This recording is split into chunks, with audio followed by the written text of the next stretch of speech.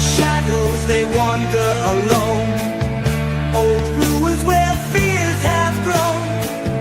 Zombies watch from ancient stone. Whispers chill right to the bone. Gothic castles rise in the night. Gory entrails glide out of sight. Wolves howling under pale moonlight. Darkness creeps and grabs too tight. You have fallen into the Euro crypt. There is no escape from this Euro crypt.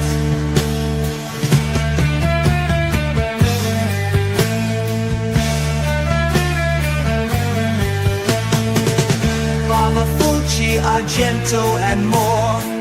Black love killers and goblins score. Vampires hunt their nightly feast. Lurking monsters are released. But beyond scream in a sepia dream. Melancholy miles downstream. No one's safe, or so it seems. Worlds unravel at the seams. You have fallen into the Euro crypt. There is no escape from this Euro crypt.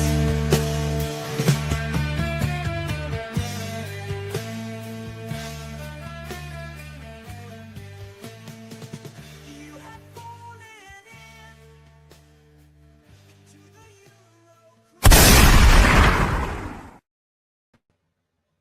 All right, man. Hey, what's happening? We're right back at it, man. Shit. It's been a minute. Yeah, 2 weeks. 2 weeks Yes, break. we've been off 2 weeks. We didn't do nothing on our channel. But we're back on the Eurocrypt, right on time, right on schedule. Just about. For once, we're just about on time. Yeah. We're like a minute late, I think. But Yeah. But yeah, man, today we're going to be discussing 3 modern gialli that are like pretty much tipping the hat to the old, big homage films. 3 very different films too. Like, so you get They are, yeah. a good mix of, the first one's this one, Berberian Sound Studio. So this one focuses more on sound design of the 70s, the old analog sound studio. And then the next one, I don't own a copy, but the creators that made this one here, the second one's The Strange Color of Your Body's Tears. There you go. Darren's got it. And then the third one is you've got VideoMan, or VHS is Dead as well. Yeah. I think it's called VideoMan, VHS is Dead. But a bunch of, like, any kind of fan of the genre of obscure classic cult, not just giallo, I'd say for that one. It's more everything cult film, right? I'd say. Yeah, I'd say with that one, to get anything out of it, which we'll come on to, I think you've got to be a kind of a giallo fan to get every, because otherwise the references you're going to miss, and you're not going to get all the references. Yeah, definitely. No, and I think that's what holds the film together for me, is the fact that it is a love letter to the giallo film. But these films are all different, wildly different and this one, the first one we're going to come on to in a bit, I'd only ever seen 20 minutes of it before, and it didn't really take me, but it's this a slow burn. I liked it this time. That's a spoiler to come, but yeah, it's a slow burn for sure. I mean, I've watched it twice, but the first time was a little kind of tough to get through a little bit, but it is, yeah.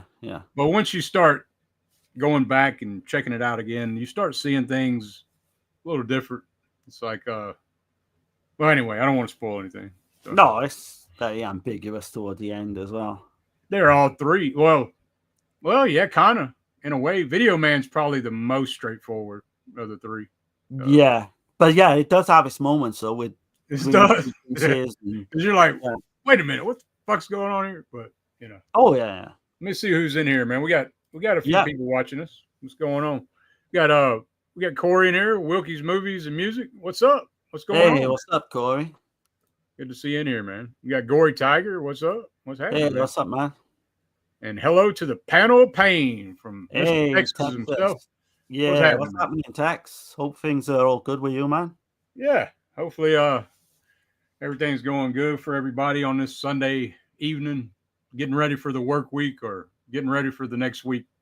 The times just keep flying, man. Like, oh man, yeah, like I say, it's been 2 weeks. It's just gone so quick.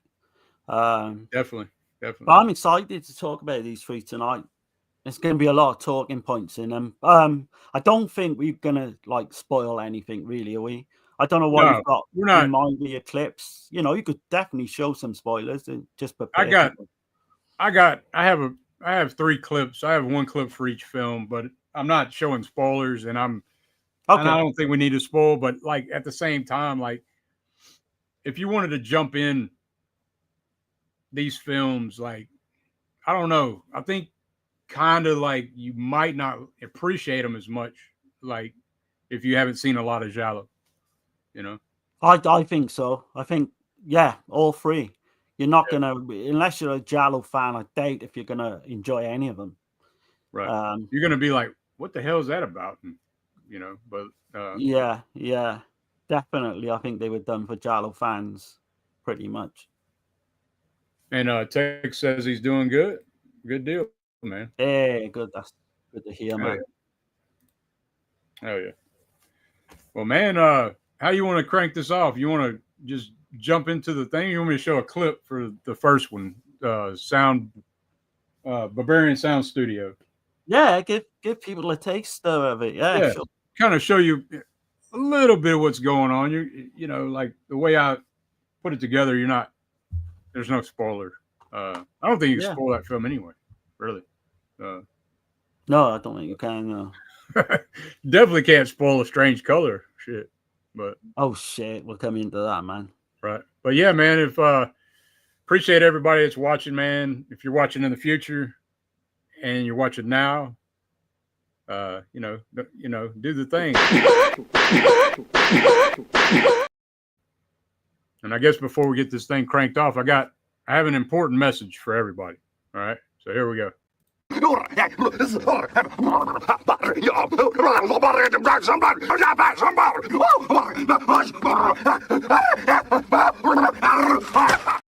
Yeah. All right. That scene is bizarre, man. when I first started watching that, there's a few actually scenes in it. Like I don't think they're meant to be funny, but they just are. Yeah. Yeah. Which I can't help but think that shit's supposed to be funny, but I don't know. Well, there's one scene I'm going to mention in a bit when we talk about the film that I was like rolling around laughing, like so. Oh man. Yeah. I might as well tell you now. It's the scene with the grape. And he feeds him this grape. Oh yeah, it's so fucking awkward. Like we got the caveman in here. What's going on, man? Hey, what's up, guy? Hell yeah, good to see you in here, man. But yeah, I appreciate everybody, man. I'm gonna go ahead and show the clip for this one before we get to talking about it. So here we go. It's like 2 minutes. So here we go.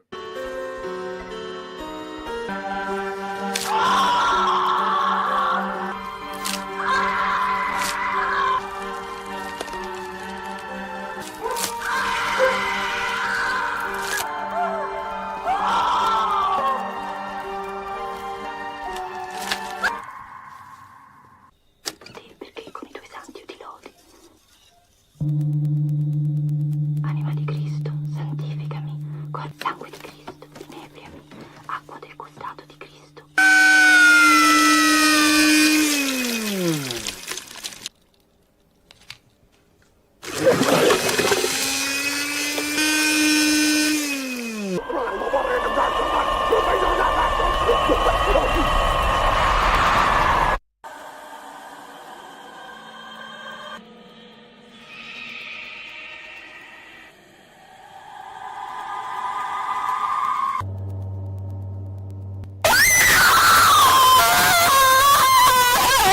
Hold it still. It's not gonna burn you.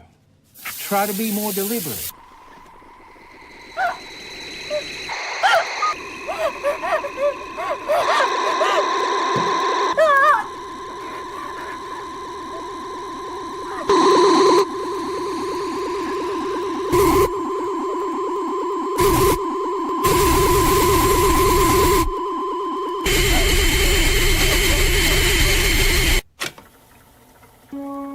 Padre, tutta la terra ti adora. A te cantano gli angeli e le potenze dei della tua gloria. Ti acclama il coro degli apostoli.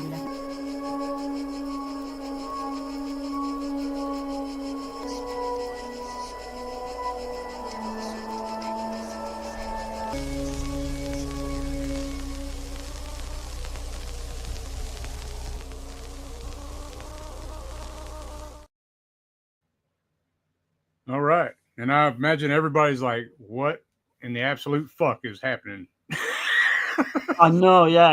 I would imagine people are going to be like that for most of these films. Well, certainly two of them. Right. Yeah, it is kind of crazy like that. Yeah, this one here is like a take in the 70s. It's basically focusing on Italian cinema sound design. So, like, we don't see the actual film that this guy, I can't believe I didn't put his, so we don't see the actual film, but this guy's a sound engineer. And they bring him in. So a reserve sound engineer from Dorking, England, is hired to do a sound mix on a movie about horses, but soon realizes it's a gothic horror giallo called The Equestrian Vortex.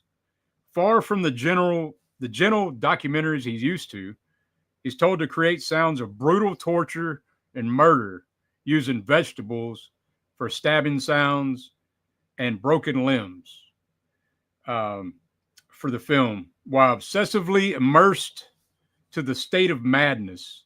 The deeper he immerses himself, lines between reality and the film are merged into one. Yeah, that's pretty much like, think along the same lines, I would say, as John Travolta in Blowout.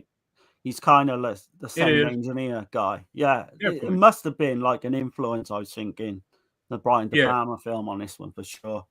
Right. And the director is Peter Strickland.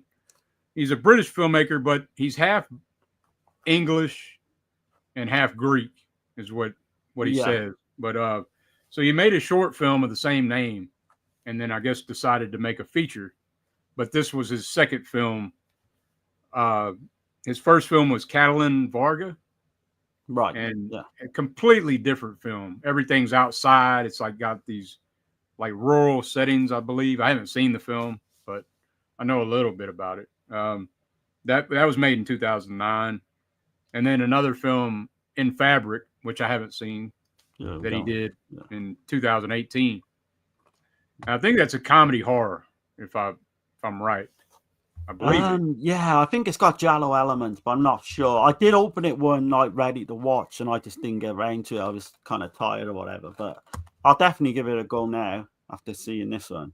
I know one of the big inspirations, though, he said for this film was like he was looking at sound equipment, or the idea. He was looking at old analog sound equipment, and he was just like thinking, like, because everything's done on a laptop now. So why not? That was like the initial spark that sparked the idea or whatever. Because all that equipment that you see in this film there's still some of it's used, like, but it's all updated. Like, you can basically do everything with a laptop. Like, yeah, it's crazy. Like, this was, you got to think about 50 years ago or 45 plus years ago. And yeah, like you say, when he mentions that they had to go around all different places to pick up all the equipment, and that was kind of a headache to get of it, obviously because everything's obsolete now. But it does, it gives you that vibe straight away.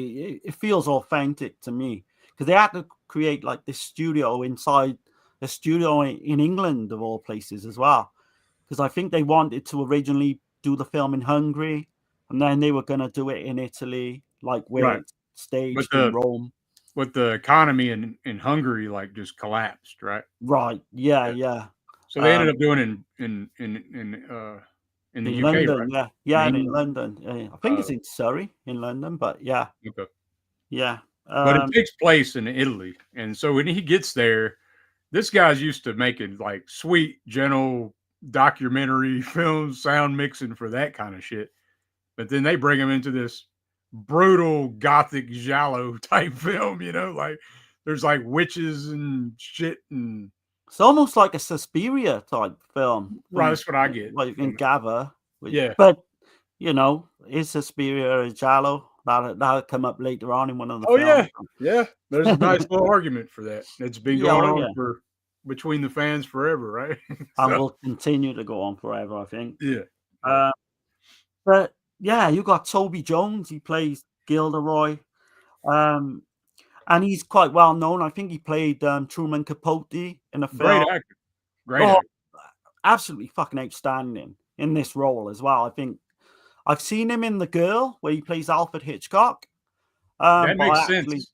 That yeah, actually yeah, makes sense. I do think this is his best role from what I've seen, but I've only seen a few.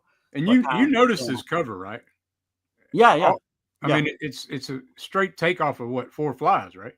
It is, yeah. That's what they were going for. Yeah, Definitely. that's what I got from it. So I was like, yeah. There's so many like little nods in this film to all these Giallo films, but we got the Jimmy in here. director. Hey guys, Oh, glad to what's make up, it man? back. Yeah, man. Appreciate you in Yeah, here, yeah. man. I was gonna say, so the director is kind of like me and Dirk was watching the special features, and he's boring as hell, man. He is, man. He's got It is a nothing slog. to I hate say. to say that about somebody, but I know if he's watching, like, no, yeah, I'm joking. I know he won't be watching, but you never yeah, know, man. You never know. This is man, it the just internet, right? fucking sends you to sleep. That guy just when he opens his mouth, like, it's so boring. I mean, I watched the 32-minute special feature with him. It's like basically just going over everything, and that was, I was. But then when I got to the making of the film, I fell Oh asleep. God, I fell asleep. I tapped out of that interview with him, that 32-minute interview, after 5 minutes. But Yeah. I did watch the whole of the making of, and all it is like these clips with these like really bad cuts. Like you get like literally they interview like a director of photography or like a set design or whatever it is, and they'll literally say one sentence and then bang, it's on to the next, and it's just fucking terrible. Like the worst making of documentary I've ever seen. It's pretty Like, bad. It's really I mean, bad. anyone could do better on a fucking laptop like sat at home here now, and I don't even do video editing. It's terrible, man. Absolutely terrible. Texas says Toby Jones has a part in Tom Hardy's series Mobland where he plays a corrupt cop. Check it out. Okay. Because I heard he's really versatile in his performances, and he can play any type of performance. And in this one, you can tell the character's real like introverted, right? Like he's real reserved, Yeah, he's kind of timid, isn't he? He won't open his mouth. He kind of like he's the type people would just walk all over. Right. You don't have really a backbone, and he's going into this he's going into Italy, and like right out the gate, there's this beautiful secretary, right? Yeah, yeah. But she's like the worst woman. Like, I don't know, you could just tell her whole demeanor. She didn't want to be bothered. And she looked at him like, just kind of looked through him in a way. Right. They all do early on in the film. Like they just look at him as if he's not even there at times. But I do want to mention the one actor, right? So you've got Cosimo Fusco. He plays Francesco Coraggio. And people might know him from The Card Player. He worked with Argento, but his main kind of thing he did was he was Rachel's boyfriend, I believe, in Friends. He did an amazing Giallo film called Frenzy in Venice as well in 2021. It's kind of like a slasher. I fucking love that film. Okay. But that guy just reminds me. you could put him back in the 1970s and you could put him in like a Fabio Testi lead role or something. He does. And he would work absolutely perfectly. Like, He does. He looks just man. like somebody from the old Giallo films. Yeah. You know? And he's got that kind of edginess to him as well, that like he would be brilliant in like a Lenzi type, you know, crime film or something. Right. Yeah. He's outstanding. I think they're the two main leads, I think. But all the acting, I think in this is superb. Even the small, you know, acting parts. At first, you know, I was kind of like, what the hell is going on here? Because we don't never really see the film. Ever. Right. We see the opening credits, don't we, at one point? Yeah. But we hear what's happening. And we see him like stabbing lettuce to make it sound, and you hear women screaming and shit. Like, and then he's like snapping like stalks of, you know, celery and shit to make it sound like limbs are breaking. So this is a brutal ass film, and he can't handle it almost, you know. He's like repulsed by it, you know. Well, he's like a fish out of water, isn't he? So he turns up, you know, expecting to do all the same design on this film. And then he's got to contend with like the producer, who's like the biggest fucking asshole you'll ever meet. Yeah. And you've got all the characters there, and you've got kind of like the main guy, the director. He comes in a little bit later, Santini, and he's like an asshole as well. He sexually abuses one of the women at one point, who works as a voice kind of actor. But yeah, straight from the start, you know, he's kind of finds it hard. He's pretty much gone over there. He's penniless, and he's trying to get his money back on his flight. And they're kind of like ropey on that. They won't give him an answer either way, whether he's going to get his money. And I gotta laugh. That reminds me of like but Diodato, right? We've heard some things about Diodato. Oh man, it's so true to life. Yeah. But I gotta laugh at the one scene where the actual like the producer actually sits down and tells him, he says, "You should be happy you're just here." Like, because people would do it for free. It's just the look on this fucking Gilderoy's face, like throughout the whole like first like hour of the film. Man, it is just so good. And he's just walked all fucking over. Like, and then he's got it's weird because he gets these letters from home about these damn chickens, right? Yeah. These chickens and shit. And like, but then like it's almost like he's so immersed in the film, so he starts screwing up on purpose. Like, so in his mind, he's thinking like he's gonna save the actual woman that's in the film. He's gonna save her from, like, if he don't make the sound, then it's not, but it's still looping. Like, that's how immersed he's getting into the film. Like, so his that's his mind's kind of, you know, as it goes on, like you say, it does blur into reality. You know, like there's dream sequences and there's all kinds of shit going on. But yeah, you know what I do love about this film is, and Dirk's bound to have picked up on this, but the score is so similar to Nicola Piovani's score to Leon, Footprints on the Moon, and you can't miss it. Like, it's just almost the same, and then it kind of goes a little bit different toward the end of the tune. But I love that shit. The band Broadcast is the band, like, did the score, right? It's like psychedelic electronica keyboards with guitar, and you know, so they made three albums. Noise Made by People in 2000, Ha Ha Sound in 2003, and Tender Buttons 2005. Oh, okay.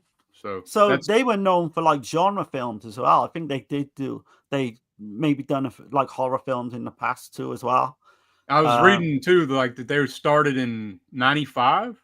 So, and they started in I want to say Birmingham. West Midlands, in England, Yep. Okay.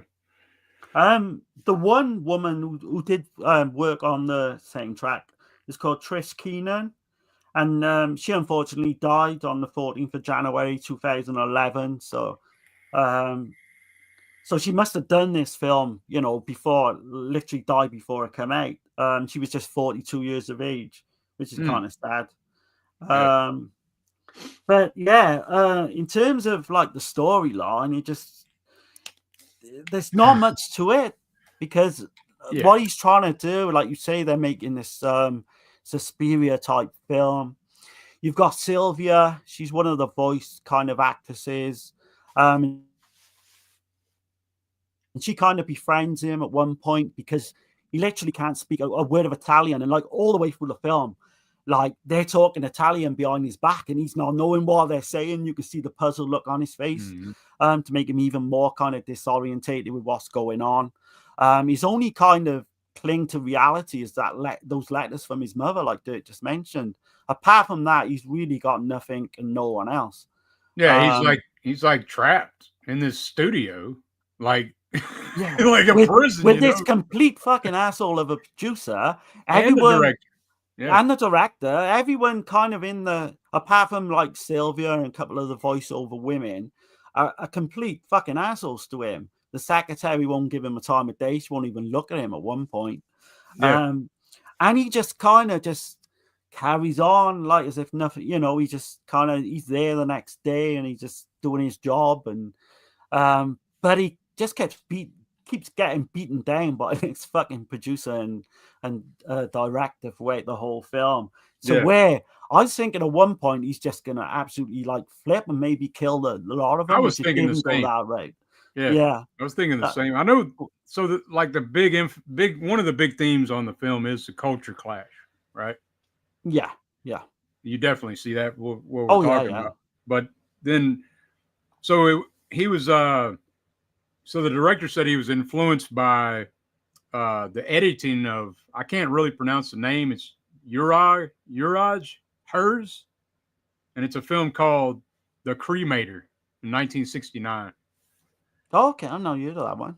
Yeah, it's basically he was inspired by the editing of that film, the way this film's edited. He kind of took from that a little bit. Okay. But regardless if it's regardless if it's bullshit or whatever, this film definitely is thought provoking, I would say. Like, it is. Yeah, definitely.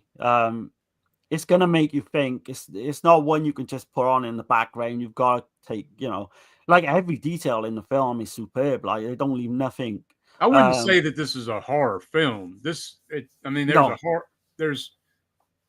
It kind of goes in line with it, adjacent though, because like we're not actually seeing gore, but we're hearing it. We're hearing things, and then like they bring in all these vegetables, and when they're done with the vegetables, they're all rotten and shit. So I guess that would be like the gore, like that we get is the rotten ass vegetables and shit. You know what I mean? Like it's more of a psychological thriller, I would say, than a horror film. But I can see there's horror elements. I think, again, I think you really need to be not so much as the other films, but I think you do need to be into Giallo to like kind of get everything out of this one as well. But more so in the next two that we're going to mention. So this woman Sylvia, there's a scene where she's recreating a scream for the film, and it's completely lifted from Blowout. Like I mentioned earlier, it's completely lifted from that. But the way it's done, I think, is really kind of good because they recreate her again later on with another actress who comes in. And I won't give away the reason why there's someone else that comes in, but that's kind of interesting too. There's fucking all kinds of shit going on behind the scenes in this one with that crazy ass freaking director. Okay, we got let's see, we got Brody Stevenson. What's going on, man? Hey, what's up, man? Never heard of that name before, but good to have you on board, man. Yeah, good to have you here. And then we got Nicholas C. Day. He says, I love Berberian Sound Studio. Was lucky enough to see it in a theater and even got to speak with the director. Fantastic soundtrack. Awesome. It is, man. Yeah. It would have been I think I liked it anyway, but I'd like even more if I seen it on the big screen. Because you've got to have the sound coming out of the speakers and man. And even the visuals would look great on I can imagine. Right. So well jealous of that, man. When you, I mean, what's your opinion on? I was thinking about this when I was watching it too, though. Do you think that this is like maybe a take on the BBC as well? Like, you know how like with the video nasties and everything, like Yeah. maybe a take on people that watch these kind of films, like they something bad happens, like I you know what think I mean? so. Yeah, I think like the on-screen violence as well. Even like, Right, it's implied a lot. We don't really see anything too bad, like you said, blood-wise or anything. But yeah, there's a lot of different hidden meanings. I think with this one, you kind of go in and make your own mind up. right. Um, and it's divisive as well. I'd say I think people are going to love it or hate it. I I don't think think there's going to be many in between. if you're expecting like a gore fest, I don't. Yeah, it's the wrong film. But if you know, you're into the technical aspects of filmmaking and like, I don't even think you have to know that much. Just if you're really like into that kind of shit, and then all the tropes and references of the old Giallo, you know. Uh, Oh I yeah, mean, that's what makes the film for me. Is the fact that it's set in the 1970s. They're right. making a pretty much a Giallo film, um, and just that alone, I think would hook And the people fish out in of straight water away. element, like in so Yeah, many yeah, Gialli, right? So yeah, the yeah, the yeah, foreigner coming to Italy, and you know what I exactly. mean? But in like reverse cut type thing for this. Yeah. Um, I think I actually do think all the fucking lead actors in this are outstanding. For a second film from a director, I think it's pretty good, like effort, you know. Said it Um, took 12 weeks of sound mixing for this film, okay, yeah, I can believe that as well. because that's the emphasis is the Because sound it is design. all on sound, isn't it? Rather Yeah. than visuals, because we don't see that many visuals really. That's what's unique Um, about this one. I think mm. that's like that. I appreciate it more for that reason. Yeah, I do as well. Yeah. Um, and we're not going to give anything away in terms of the ending, but I don't really. It's hard to like. You can't even like. There's nothing to give away, There's really. nothing to give away. You You don't kind know of what happens. So like, no. I was scratching my head a little bit. I will say that with the ending, but then when I watched it the second time, I kind of knew what I was in for, and it kind of works. I think to leave it yeah. like that. It's we can say enough to say like it's open ended, really. I know I Um, saw a couple of things where like some people thought that it was being stereotypical to Italians, their treatment of women and all that type of stuff. I can see that. Yeah, But I yeah. don't know. I don't know. I can definitely see that. But I guess like because he goes through this transformation as the film goes on without giving too much away. Like that Sylvia, I think she does a speech to him, then she's like, why are you letting people walk all over you? Like you need to like fucking tell them straight, you want your money, you want this. And then we got that scene where he just goes Oh off on yeah, them, doesn't he? And he yeah, fucking he does. demands his He money finally and grows a pair, don't he? yeah, So yeah.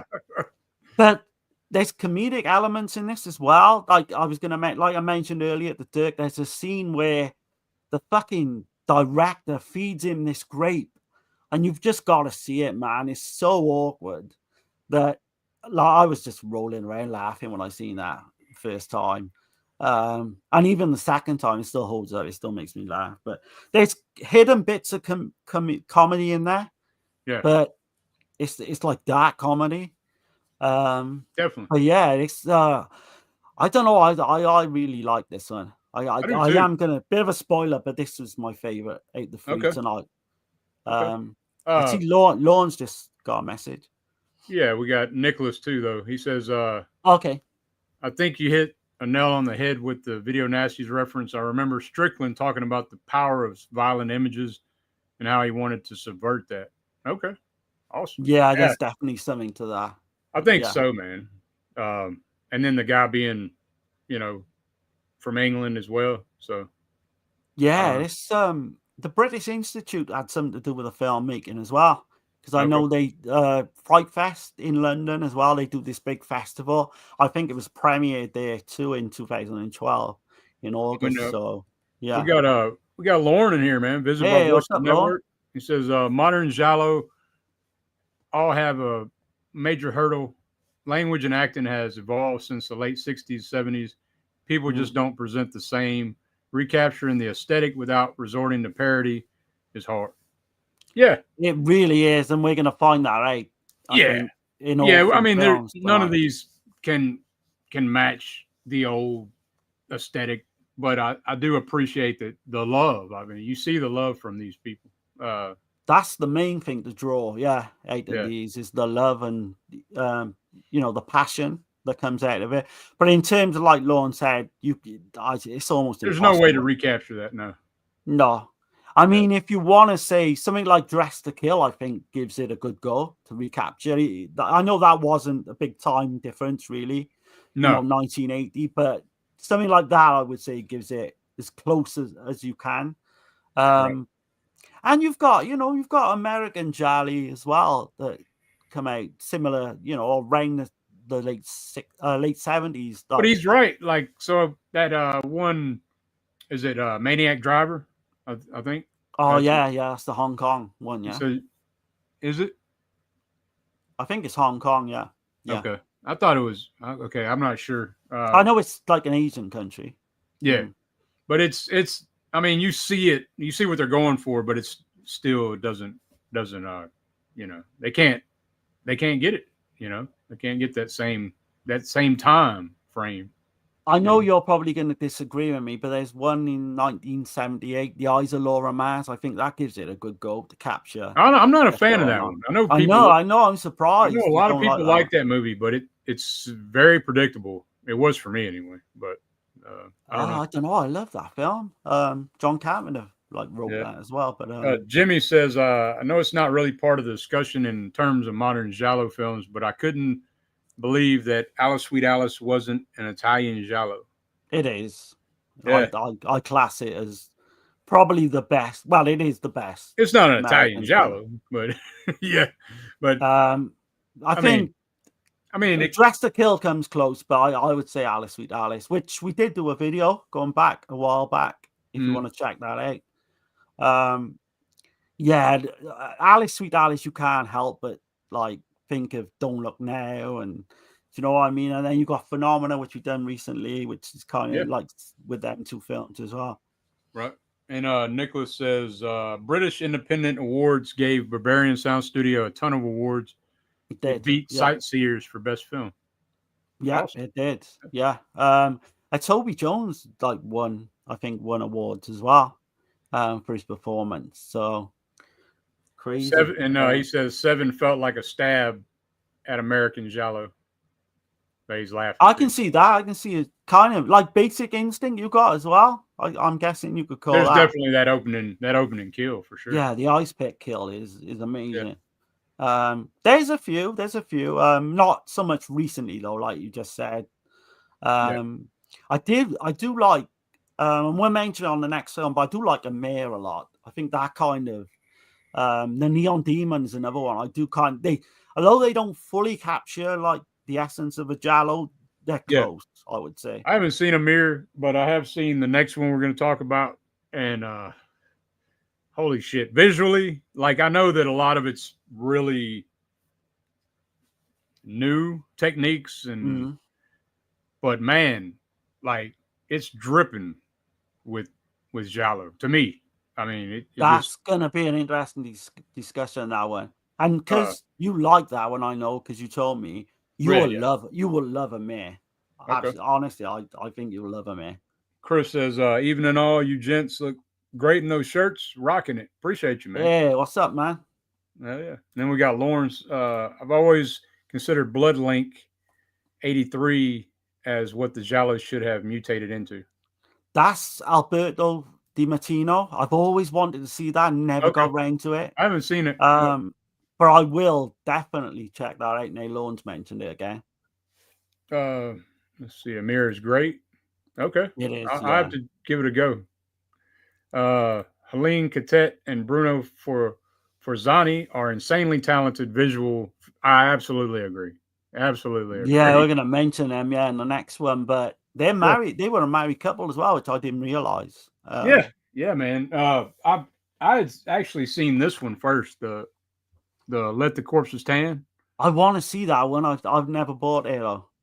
But they've done quite a few together. I guess, is there anything you wanted to add to the Berberian Sound Studio before we move on?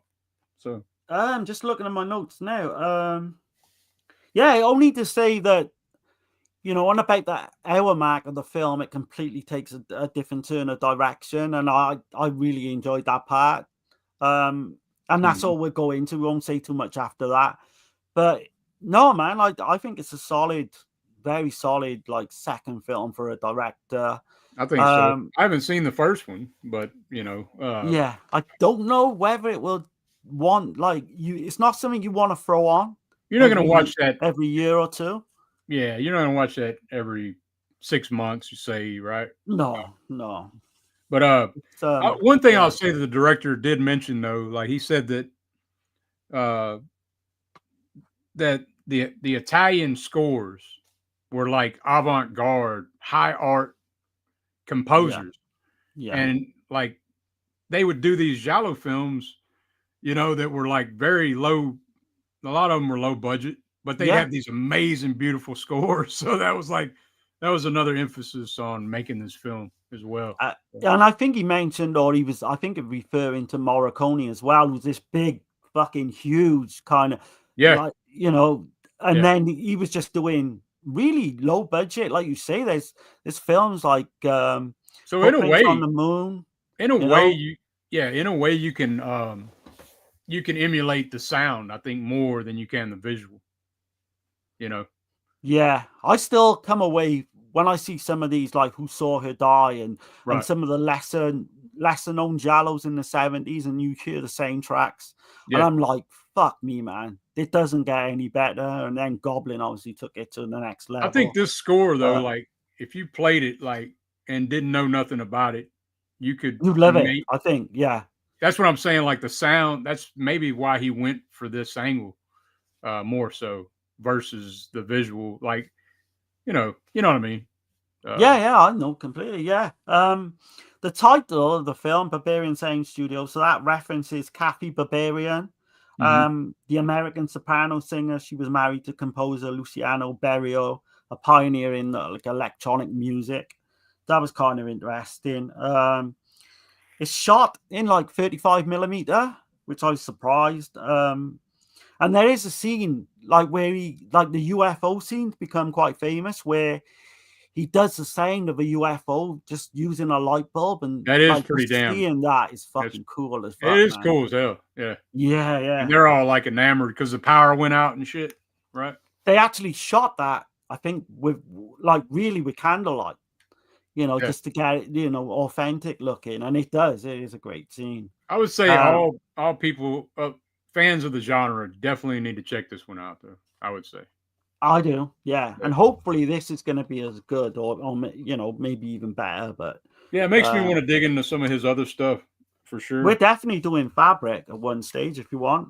There's another one, a short film that got really high praise that he did, called Forgotten, and he did that in 2021, and it's about human trafficking. So I'm kind of interested to see that one.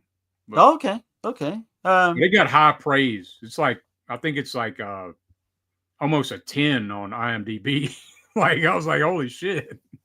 But has he done anything apart from more recently than that?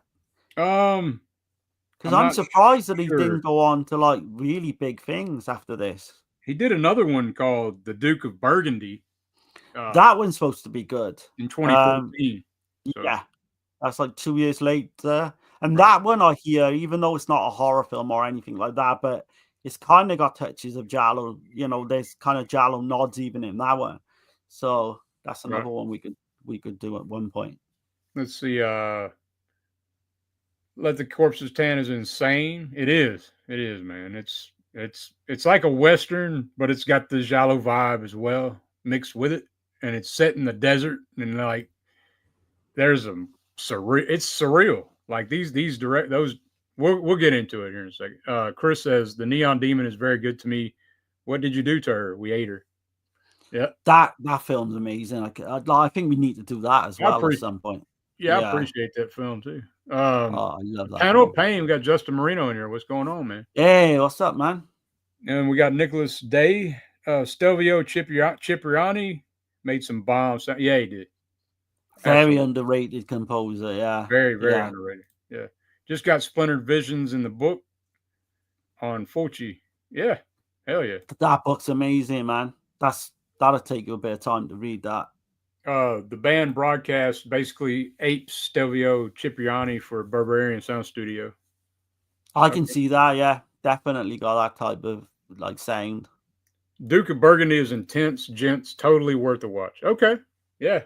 I've heard good things about it. Yeah. Yeah, I do want to dig into some of his other stuff because really appreciate this one. It took me a couple watches though. Maybe in a theater, I would have just been like, it'd have been a totally different I tapped experience. out after 20 minutes the first time I watched this, and I'd say it was less than a year ago. Right. But because I knew we were doing it, and we were going to review it and everything, I just give it my whole There's a good bit of special 100% features. focus. Yeah, there's a good bit of special features on here. If anybody's interested, this is there is, but they don't seem to tell you a lot. Who put this out, Darren? You got the DVD, right? Let's see. I think it's probably the same, just the DVD version of what you got. Arto. I don't know. Man, my eyes. I can't. Yeah. I couldn't even tell you my eyes are terrible. But Fright Fest winner in London, it was. That's right. Yeah, Yeah, so okay. There's another film that debuted at Fright Fest, but we'll get into that later. Yeah. But yeah, so we're getting on to the next one, and this is a wild film, man. I really, really love this movie, man. Like the first time I seen it, I was just like, the strange color, right, of your body's tears. Yeah. And this is pretty damn good. Like, you see all the tropes and references and everything in that one. So look, I kind of put this together. I don't know how good that looks. It looked a lot better when I was making it, but now it kind of looks a little washed it out. looks trippy, man. Yeah. So like, it's the film, definitely. Yeah. Okay. So, but yeah, here we go. I'm gonna play a clip of it. This one's a little longer, so y'all bear with us. If you don't want to watch the clip, just come back in about 3 minutes. But we're going to do a clip and then we'll get into the film.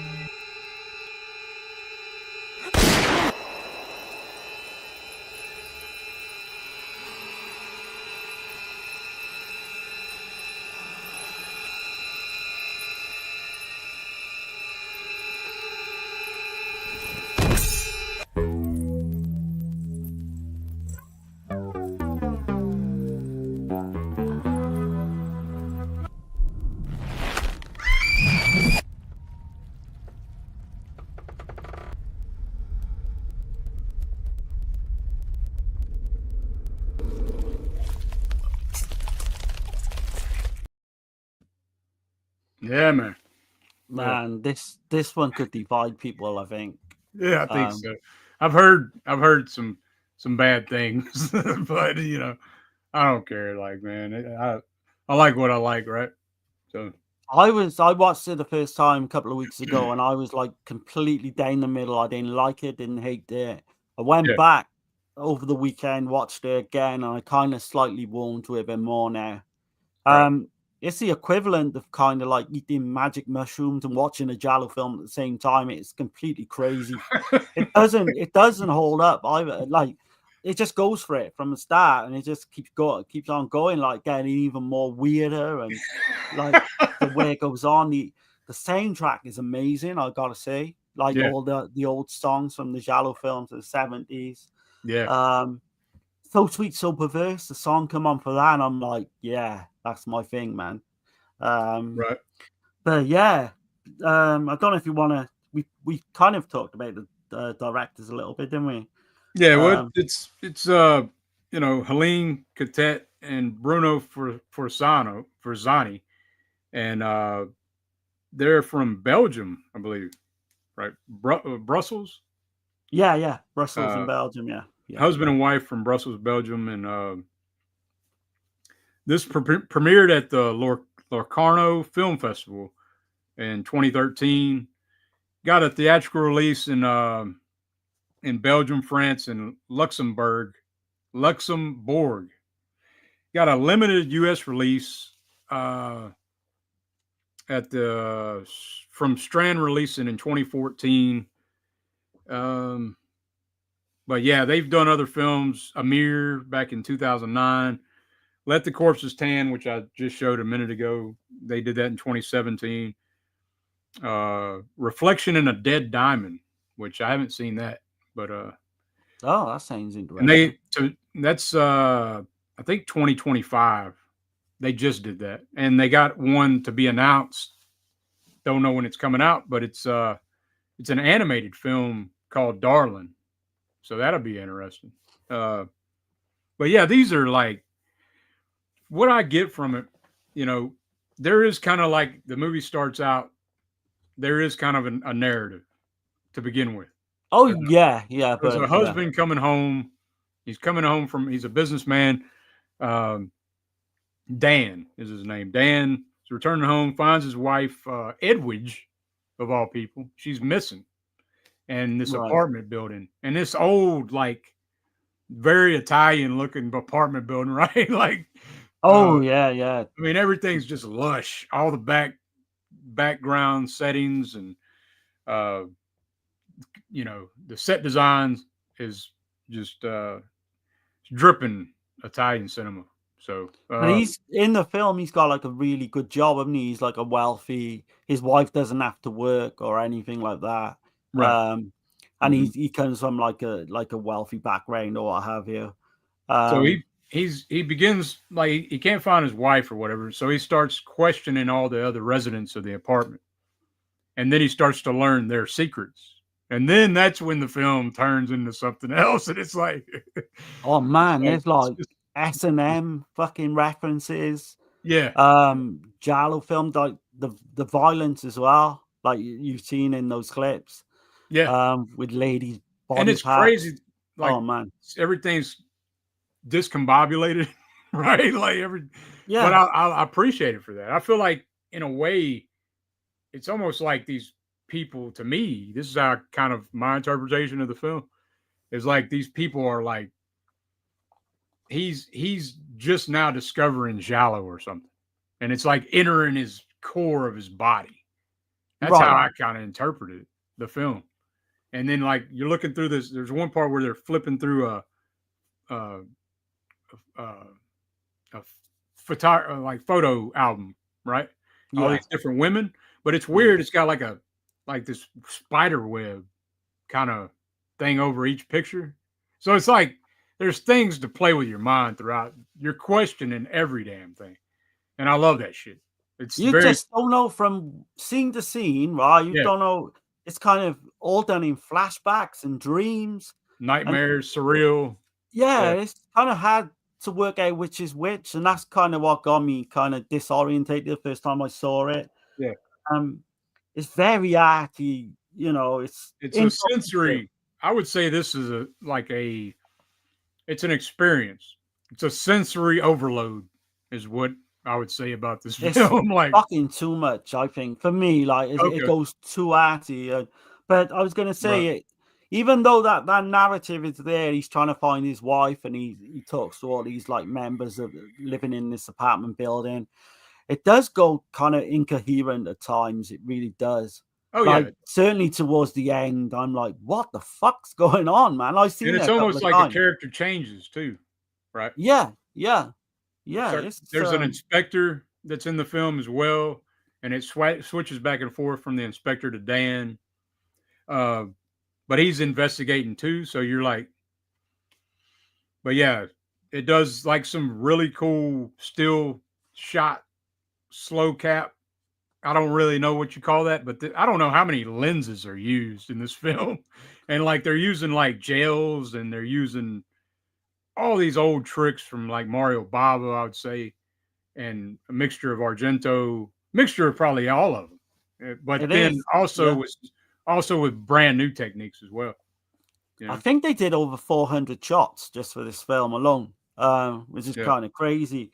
Um, we have got like, so that kind of goes from color to black and white at times. And we do see in the opening scene, pretty much, we do see the Black Glove Killer, and there's yeah, a great scene where he's literally slashing up his first victim. So I love all that part, as you yeah. You know. see a knife rub over a chick's nipple, and like it's And it's kind of it's told to you in a way that they get cut off as well, because even though they don't show it, you can hear it. yeah, their Um, eyes. You see that big eye just cover the yeah, screen, and then yeah, like also like the one scene I was kind of briefly showing where you see like these multiple black gloves all over this one chick, and it's black and white, right? yeah, It's yeah. like I said, like it's almost like the Giallo has entered her essence, you know. It is, yeah, yeah, yeah. Because if I you can when see you that. watch that scene, and I've seen that scene several times, it's like that she's being chased. There's also like a reference to Nightmare on Elm Street. Did you catch that? No. You Oh, didn't catch it? with the walls, where the Yeah, where she's laying yeah, on oh the yeah, bed. yeah, I did, It's the yeah. same shot. She's laying on the bed. You see her eyes. You see her hair's kind of like everywhere, and then you see like the black glove killer just comes out of nothing, and then chasing her through the wall, and then the wall's breathing like nightmare and shit.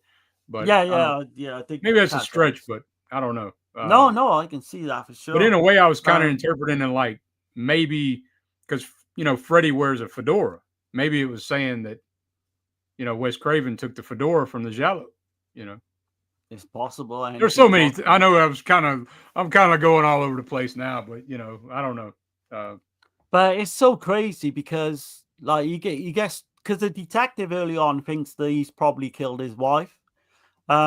But yeah, then he goes knocking on. We see all these different characters. You've got like the bearded man, you've got like the strange woman, the shadowy woman.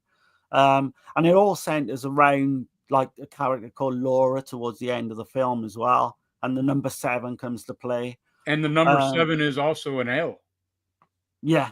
Well, for yeah, Laura. yeah. Because For it was Laura, shown upside down, isn't it, at one and point? also you get Um, the you know, does Dan have like a childhood trauma that happened to him?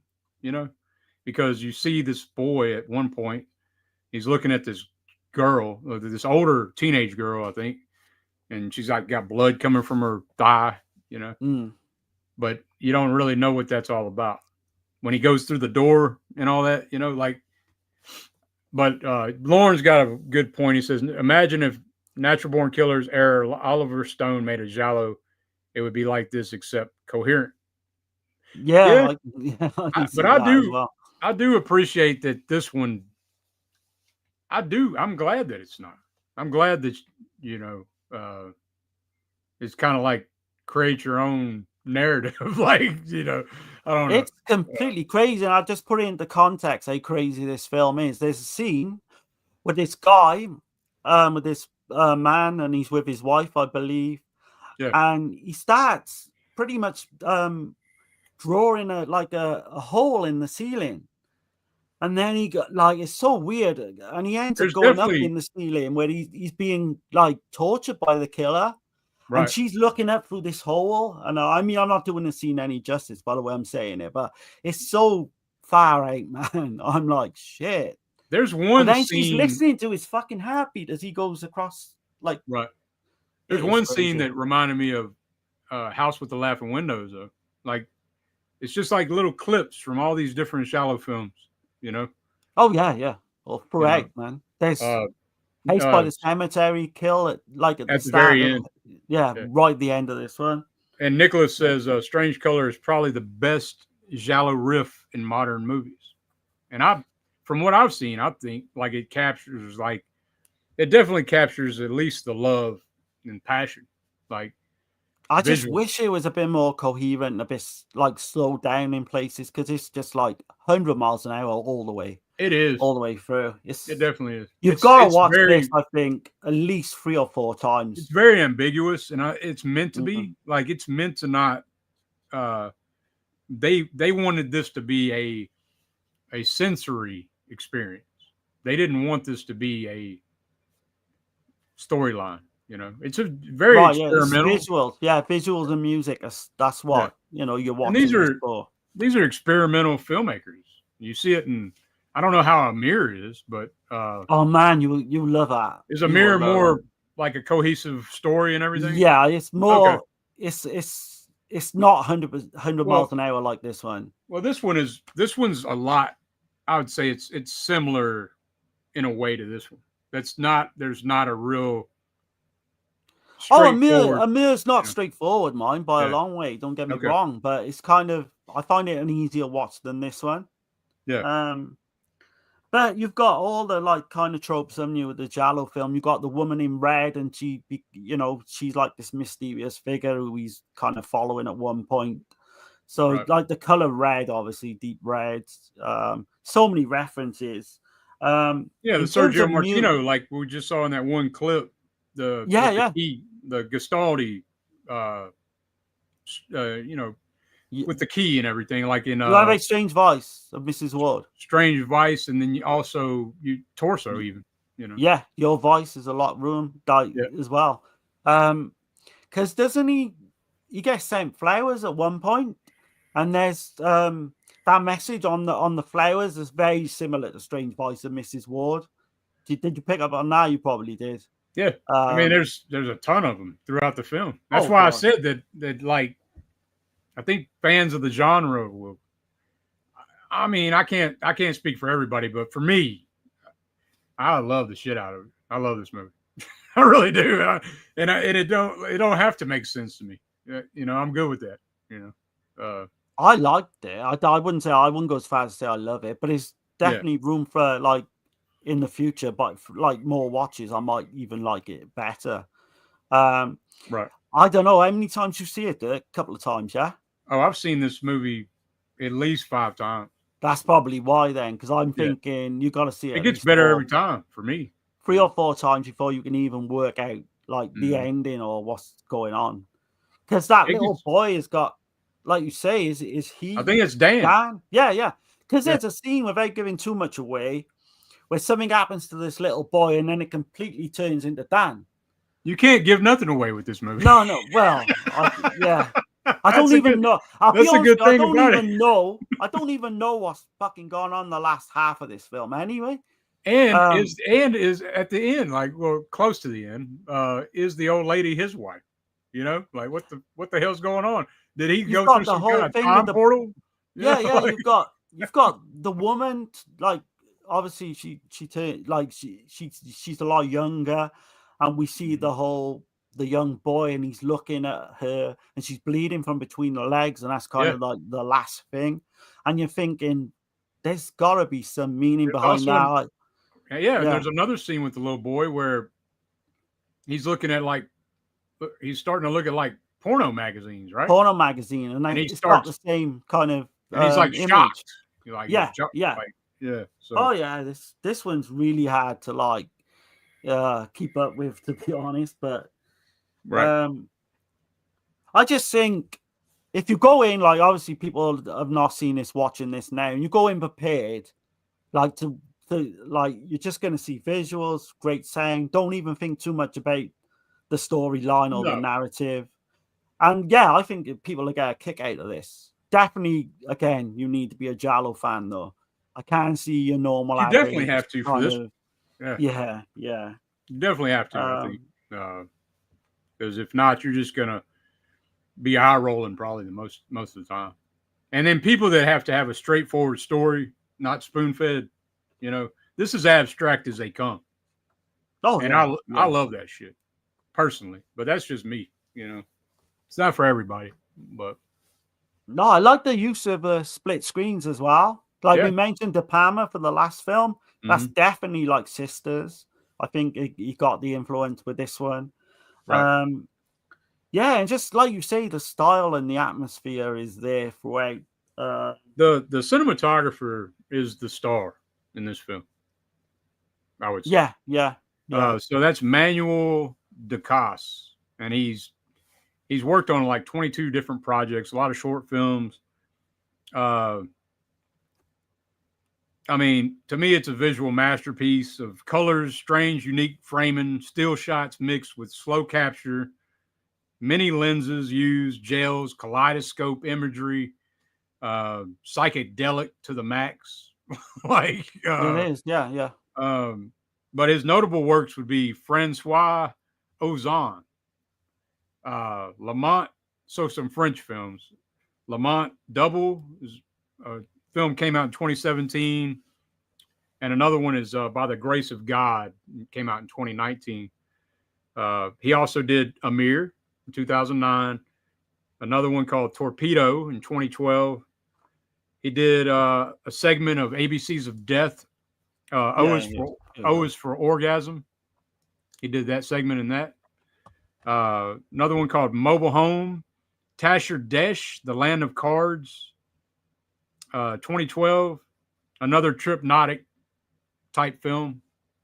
The Lady in the Car with Glasses and a Gun is a mystery That thriller. sounds, that took my interest when I heard that. That's a mystery thriller, and that's a remake of the 1970 film.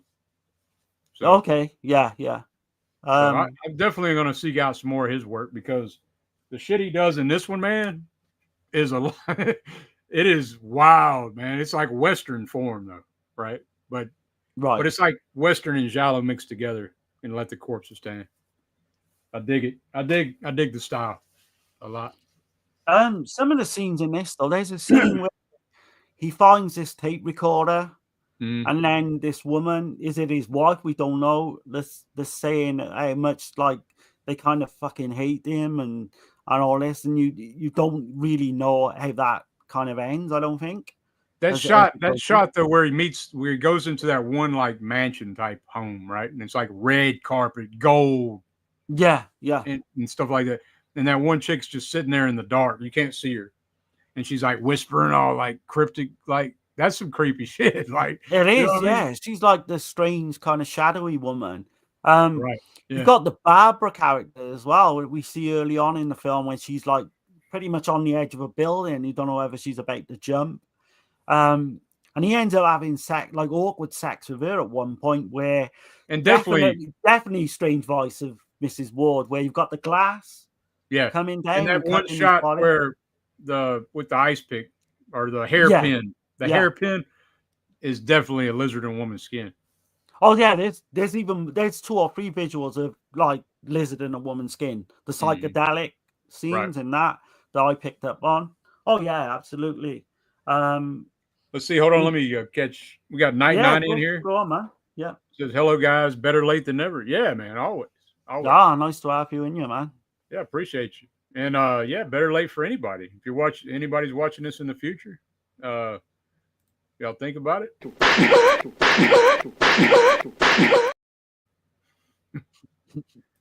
And we got Nicholas. He says, I hope Katet and Forzani make a real deal horror film. After the Giallo stuff and the more Poliziotteschi, let the corpses tan. I'll watch anything they make. Absolutely. I feel the same way. Man, that guy Nicholas, he seems to know his shit, man. Yeah, He definitely. knows Man. his shit. Yeah, hell yeah, man. Um, I'm glad I'm not the only one. That's all I got to say.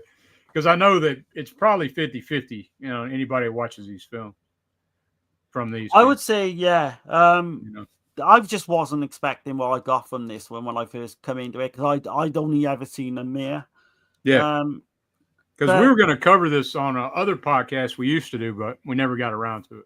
It was going to be it was going to be my pick, but I'm glad we finally got to do it. So.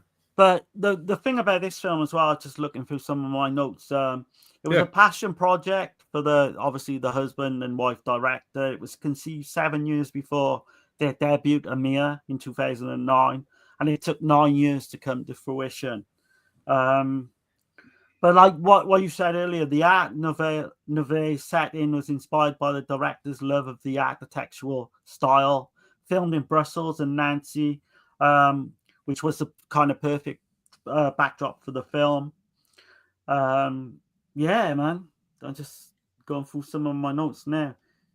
The film alternates between color and black and white sequences with rapid editing to create a frenetic, dreamlike pace. I think that's one of the best ways you can put it.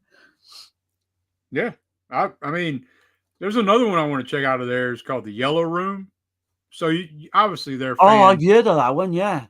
Yeah, obviously they're fans of Giallo. That's a Neo Giallo, yeah. That comes up on a lot of Neo Giallo lists. That's 2002 when that came out. And right. I think it's a short. I think it's a short film.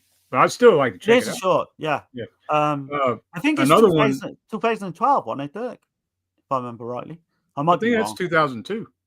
Oh, God, that's an early one then. Yeah. Yeah. Because they had another one called Catharsis come out in 2001. They were like doing one a year. Okay. For about 4 years. And then there's another one in 2004 that I'm interested in too, called The Strange Portrait of the Lady in Yellow. Oh shit, I never heard of that one.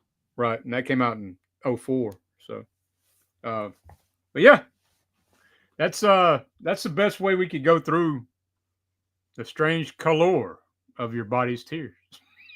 I gotta say though, right? So I was reading up. You realize that the early test screenings to this were so divisive that people were just walking out. I believe it. It's not for everybody. Because the film's intensity is just fucking 100 miles, like you say. They used the feedback to adjust the pacing a little bit, so it was probably even more frenetic, which is crazy. But they refused to clarify the narrative because people wanted to know a bit more about the narrative. But they was just insisting that the confusion was intentional anyway. Which kind of makes sense, yeah. Also, I'll say that this film very much is, not exactly, but I would say that there's a big nod to Lisa and the Devil. Yeah, I can see that as well. Like Bava. And Bava did it. That was Bava's experimental film, basically. Yeah. But what you mentioned earlier, I think I got it wrong because I said there was 400 shots in the film. But what I meant to say, there was 3,000 cuts to the film. Okay. I was saying 400 shots. That it seemed like there'd be a lot more than that. Right, yeah, it'd be a lot longer. I thought you meant 400 scenes, and I was like, wait a minute, no, it can't be 400 scenes. But I just let it go. My maths and the other thing wrong, but 3,000 cuts, which makes sense if you see it.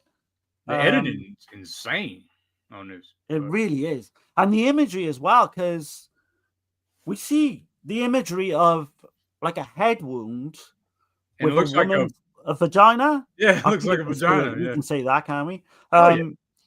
Yeah, so they've got all types of shit going on, and would you say now after you watched it 5 times, you fully work out in your head how it plays out, or you still like me that you just haven't got a clue, like the ending? Well, I kind of like let it go, you know. Yeah, you It's kind one of of- just enjoy it for what it is then. basically there's no. I'm Right. not trying to pigeonhole it into one box kind of deal. It's like its own thing. So I kind of like Mm. it's all emotion. It's emotion like sensory overload is what I get from it. You know, it's And if you see it on that level, then I can understand why you rate it very so abstract, so and I just high. kind of appreciate it for what it is. Like you said, you know. Yeah. We didn't do a kind of rating on the last one. I know. Oh yeah, What would you give Barbarian same studio 8 to 10 then? I would give it probably a 6.5 out of 10. Yeah. Okay, I'm a 7, so Okay. not too Yep. much difference. This Right. one I know you're gonna like. For me, this was I first watched it and I was gonna give it a 5, and I didn't even give it a like on Letterboxd. But second time, I upped it to 6. And I liked the film on Letterboxd as well. Yeah. But this one could go like 7 or 8. Yeah. You know, it's got potential to go higher for me. So Yeah. It's like an 8 out of 10 for me for I sure. thought you were gonna be on that kind of page. Yeah. I'm not gonna give it a 10 or 9 because, like, you know, this is ambitious and very ballsy to make this film. You know, Oh yeah, you can see it's completely their vision. Like there's no they're not, interference and then or anything. the fact that they refuse to acknowledge, like, to answer what it's about and all that. That's great. I love that shit. I love everything about that. Yeah. Yeah, we'll have to do a part 2 to this. We'll pick some out. Definitely a Mia would be one, but with like Neon Demon as well, maybe. You know? Neon Demon, probably. Yeah. Yeah, There's some a others. ton of Yeah. them. There's a ton of I'd them. say I know we've covered the film before, but what is it? Damn, I'm blanking on the name. The Peruvian film. Peruvian? Yeah, Last Matinee. Oh, I fucking love that film. Yeah, Yeah. but Oh man, I think that'd be a good kind of standalone or something. Maybe that's got demons definitely kind of influence, isn't it? it's definitely It's more of a slasher, but it has got it's got a genre homage elements. to Giallo and slasher. I'd say. Yeah. And an Italian horror. I'd say probably. Oh yeah, that's people are watching this now. Don't know about that film. Don't sleep on that one. Right. And Frenzy and Venice, I mentioned earlier. Like Right. Dirk hasn't seen that yet, have you? No. Oh man, you would love that. You Okay. would love that one. I won't give too much away, but the whole imagery with the masks and like set in Venice, obviously. Okay. Well, cool, man. I guess we'll get on to the next one, man. We're coming into unless you had anything else you wanted to mention. No, man, no, yeah. No, I think we said everything we need to say on that one. Yeah, it's an experience, y'all. There's not Strap not a yourself whole in, lot. like when you watch it. There's not a whole lot to be said. Like, we mentioned some of the things, but that we're not really doing it justice, in my opinion. Like, you just got to watch it, experience. It's one that Dirk knows. Every time we do films, I'll do a scene for scene and I'll write every scene out so I know everything. That one I did manage to do, but it was so hard to keep up scene for scene with it. As you can imagine, you just don't know where it's going, or Right. But yeah, it's fragmented for a reason, though. It's fragmented on purpose. You know, it's it's the ultimate mystery film for sure. It's an experience, I'll say. We got Riverman in here. What's up, lads? Hey, what's up, man? Yeah, good to have you in here, man. We're about to get into the third film, VideoMan. VHS is dead. So, yeah. This one surprised me. This is quite a bit different than the other two. Like, well, all three of these are different from each other, but like the only thing they have in common is the modern homage to the Giallo and Italian cinema, I'd say. But I think I probably like this one a bit more than you. I don't know what you're going to score it later, but I think I liked it a touch more. This I like it. There's certain things there's certain things I could cut out of it, but I'll show a clip. And yeah, I had to do something on the clip to you know. But anyway, here we go. I'm just gonna go with it. All right.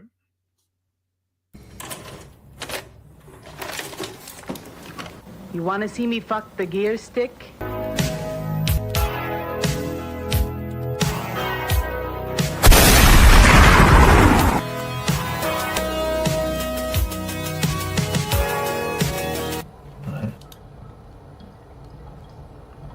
Nej, det är det inte.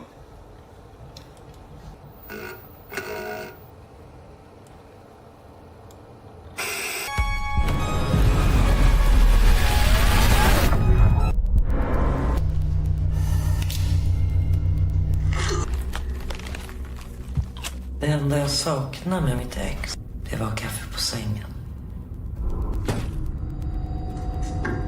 Jag bytte. Vad fan är det här? Hallå?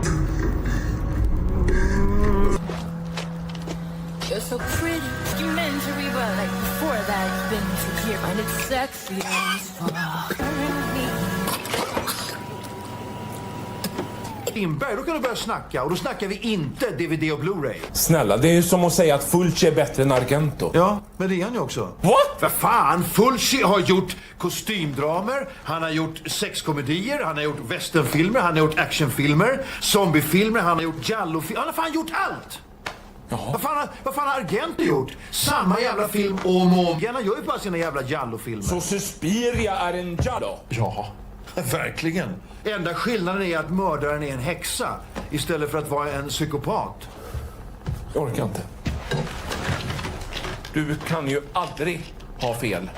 I'm gonna fucking blow your mind. Nej, jag tittar inte på VHS.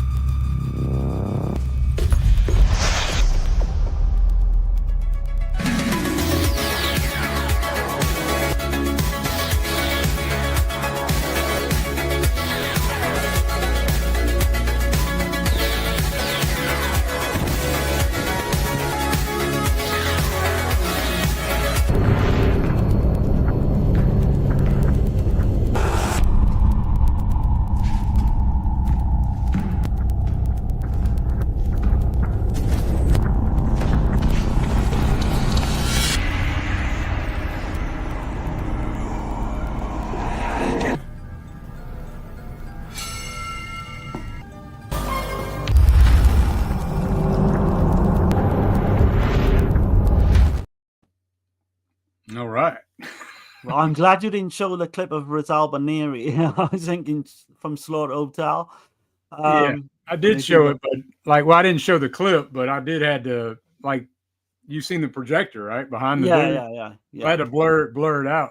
Exactly. I know what you were saying when you I've had to blur some of that out. So this is just like ultra low budget, but just got so much kind of love of the Giallo genre that and you I would can't say help not just but like it. I think not just Giallo though, like it also is Italian horror in general and cult cinema because it's showing like clips from like thriller, showing some grindhouse shit as well. You know, the chicks. What film is that where the chick says, "You want to see me fuck the gear stick?"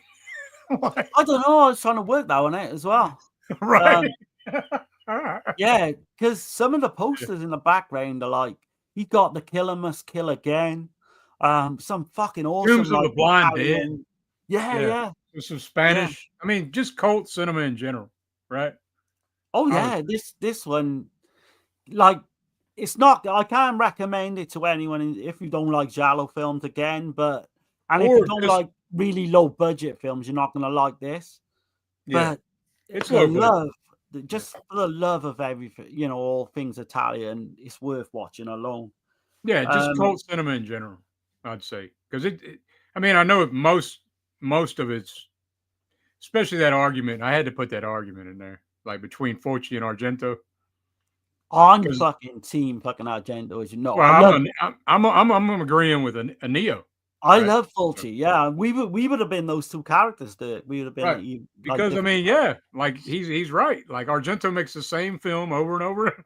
I will agree with him that I think Suspiria is a Giallo, but just with a witch. It really is, if you think Yeah. about it. Yeah. You can't argue that. And Inferno as well, to some degree, is a Giallo. Yeah. I definitely wouldn't say Three Mothers. Just got the witch element. Yeah. But I'm excited to talk about this one. No, Three Mothers isn't. Three Mothers is fucking on its own. That's more like That's a cult slasher almost, you know. I like Three Supernatural Mothers slasher. more than I did when it came out. Yeah. But yeah. And we did the Three Mothers, didn't we, last Halloween? So check that out. Yeah, man, that was a damn good one, I thought, that we did. This one, though, I don't know if you want to go into the Hold on, director. I would imagine there's not much to say. let me catch the chat right quick. Chris says, "Oh, good dark synth in this one." Yeah, Yeah. the scores, soundtrack's great. Yeah. Oh, I need to see this one. Yeah, I'd say. Texas says some jackhole arguing about Fulci. Yeah, Fulci and Argento. Fulci is the best. Yeah, he is definitely agreed. Yeah, He's not far behind. I will give him so that. you're outnumbered there. Argentos will always no one can come along. The Fulci zombie nerd heads are coming out. Like so. I just think to me, like Fulci's got a few more like misfires. Rather, I know Argento is as well, but I kind of like Argento's misfires more, and that's what I base it on. But I'm never going to change my opinion on Argento. Even if someone come along now and was amazing, I still wouldn't put him above. It's just the fact that, to me, like what he was saying though, like because he's made all these different styles of films, and if you take that into regard, then I can't argue against Fulci. I will give you that one. Yeah, but in terms of what I like, it's just Argento, man. Because I mean, the westerns and the Beatrice Cenci, holy shit, you know. Oh man, you got and we're doing a show next week, aren't we, on Fulci as well? Contraband.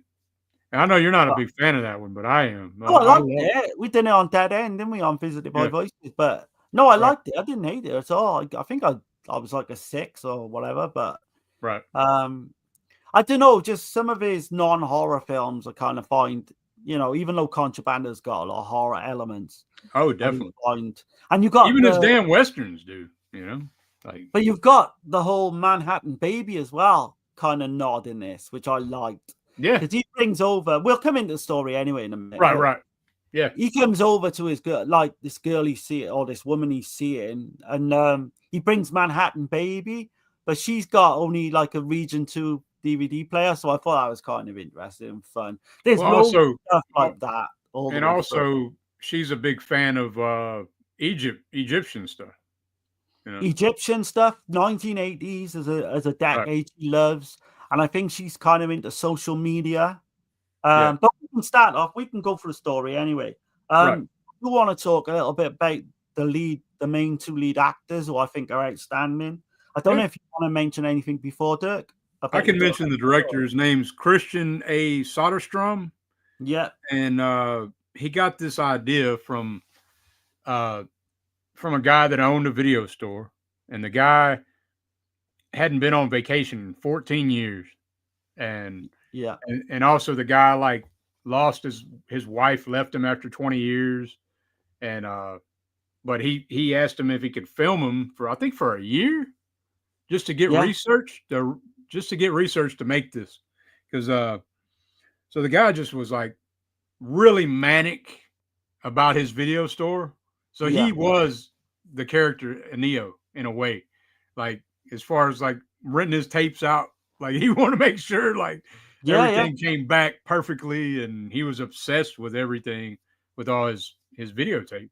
And we see clips of him in the extras as well, the actual guy that they base this on, and that all the stuff in the film, like in the basement, that's all his shit. That's all his VHS posters. That cellar, it's crazy.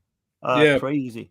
So he just thought it was kind of sad, because the guy that was his life, basically, and it just, video stores became obsolete, and he shut his video store down, and everything he devoted his whole life to is just taken away pretty much. So, and then the video man angle, it's like he's like an anti-hero, because he's burglarizing these homes and shit, right? Because there's billboards of him and shit on the, like, of what he looks like and everything. Like, but It's kind of it's a comedy. I'd say.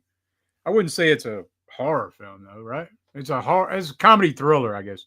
Do you in know a what way. I got out of it? I think it's like a really endearing kind of love story as well. That's the part of it I wish would have cut out. You know, I like that part. See, the I do. mushy gushy shit I could have done away with.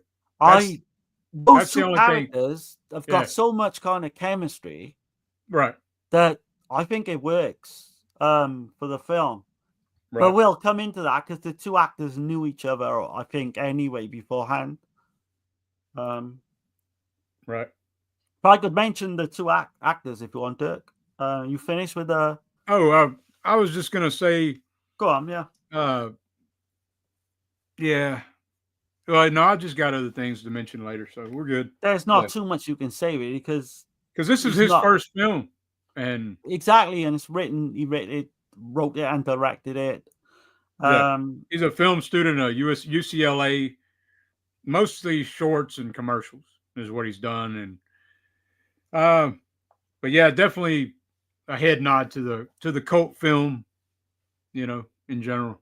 Yeah. He did music videos, so he did Samantha Fox's Samantha Fox got a Hot Boy, and it's included in this film as is, well. It is, and crazy. I was cracking up, dude. Did you watch it? Yeah. Oh shit! I showed Tasha. I was like, "You remember her?" She's like, "But no? this is her in like 2017, which is like she's like older and less attractive and everything." Oh, she still looked good for her age, though. Not so much today, because I've seen her on a couple of reality TV shows in the UK. Well, in that video, she looks rough, man. Yeah, yeah, but you can do like makeup. I used to have a poster of Samantha Fox on my. Oh cylinder. Man, she was #1, like for me at the time. I had a poster of her on my cylinder. yeah, I can imagine. Yeah, that would be perfect, like for when you're like a teenage boy. So you could lie on your bed or whatever. But no, man, she was. Yeah, she was. So you've got the music's by Robert Parker and Wave Shaper, and it is really good. I think that last song over the opening credits I really like a lot. I could see myself listening to this like quite a bit if it was like on proper soundtrack. But it stars Stephen Salk and he plays Ennio. People that might know him from Millennium, he was in 2 episodes. The Girl with a Dragon Tattoo, Vendetta in 1995. He was born in 1955 in Stockholm, Sweden. He's an actor, comedian. He's directed as well. And he's outstanding in this film, I think. He's really like him and a woman called Lena Nilsson. She plays his kind of love interest, Simone. She won Best Supporting Actress for this film in 2018.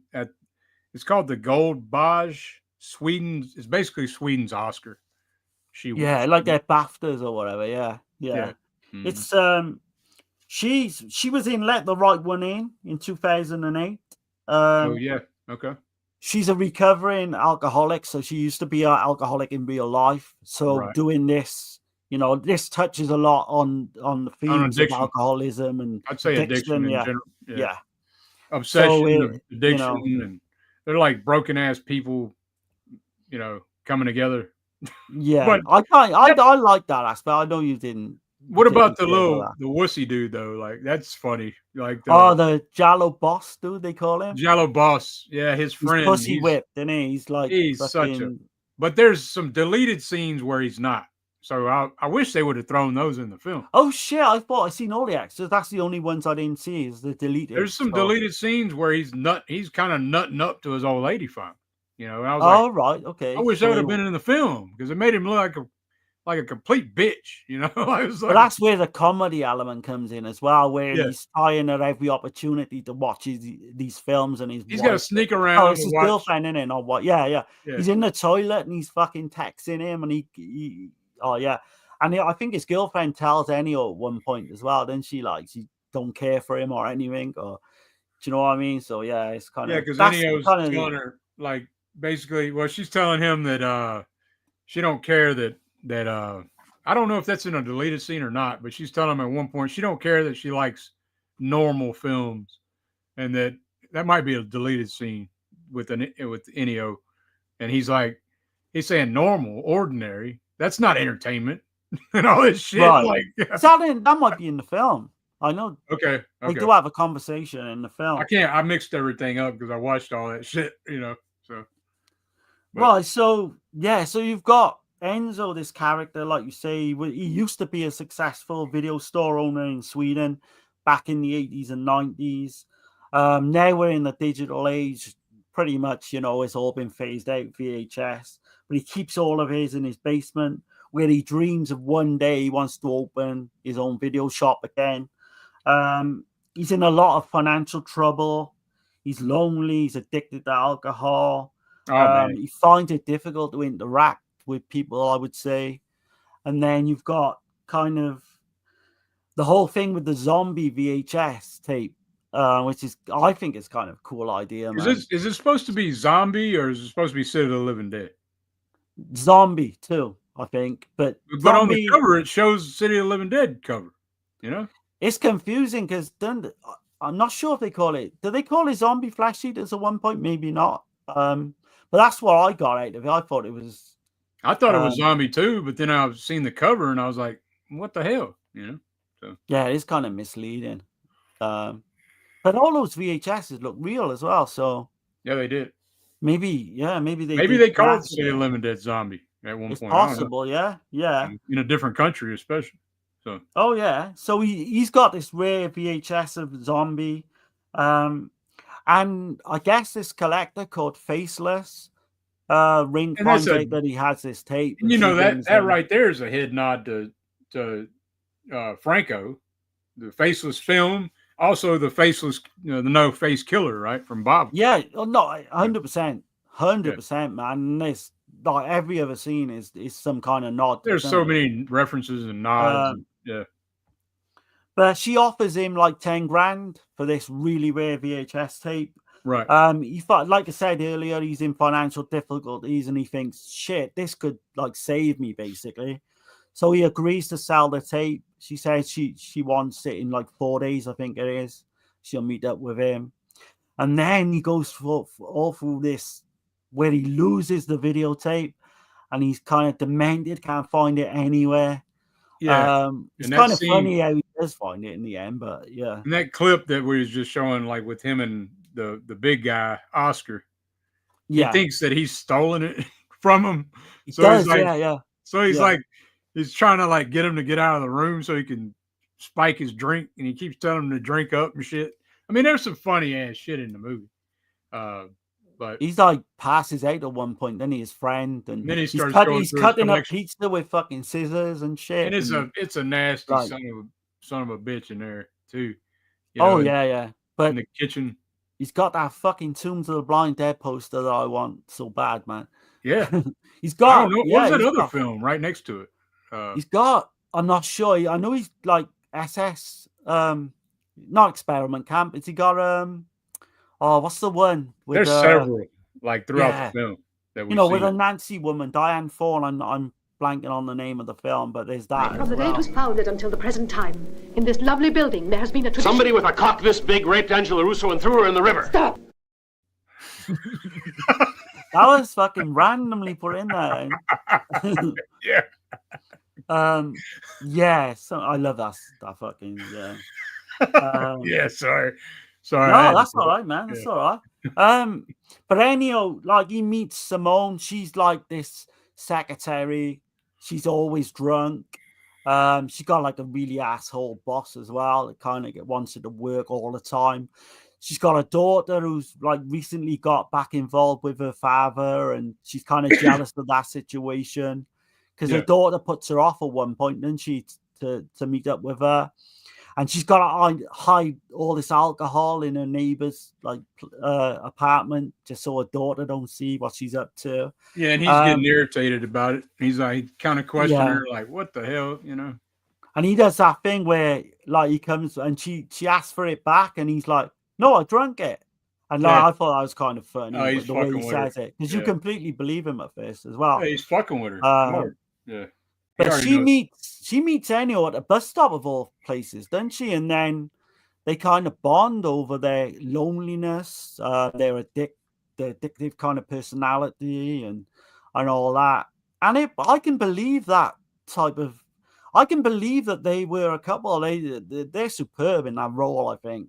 Yeah, they have good chemistry. It's just not like, to me, that's the only thing for me that, like, I don't know. I could have done without some of that, but whatever. No, and I get that. I mean, that's not going to be for everyone. And the song over the end credits as well is probably not going to be for everyone. But right. But I do think you've got to really be a big Giallo fan to get anything out of this at all. If you're just if you're watching this now, you're a mainstream horror fan, and I wouldn't say don't. I'll certainly probably not for you. Yeah. Stream it anyway before you buy it. Yeah. But yeah, I like the old Rosalba Neri that we mentioned. So there's a scene in the film of Slaughter Hotel, right, where it's quite clearly a porn insert. And then they have this argument of whether that's actually Rosalba Neri's private parts and all. I thought that was fucking crazy. And see, Oscar's actually winning the argument. You notice that with the Neo? He's winning the argument about that. And then the Neo's like, I never liked her anyway. Bring me some filmography, the whole filmography of Anita Steinberg. I knew Dirk would get a kick out of that. Like I did as well. Yeah. Yeah, but it's There's funny some to great me. stuff, man. You know, like that whole scene is great with him and Oscar.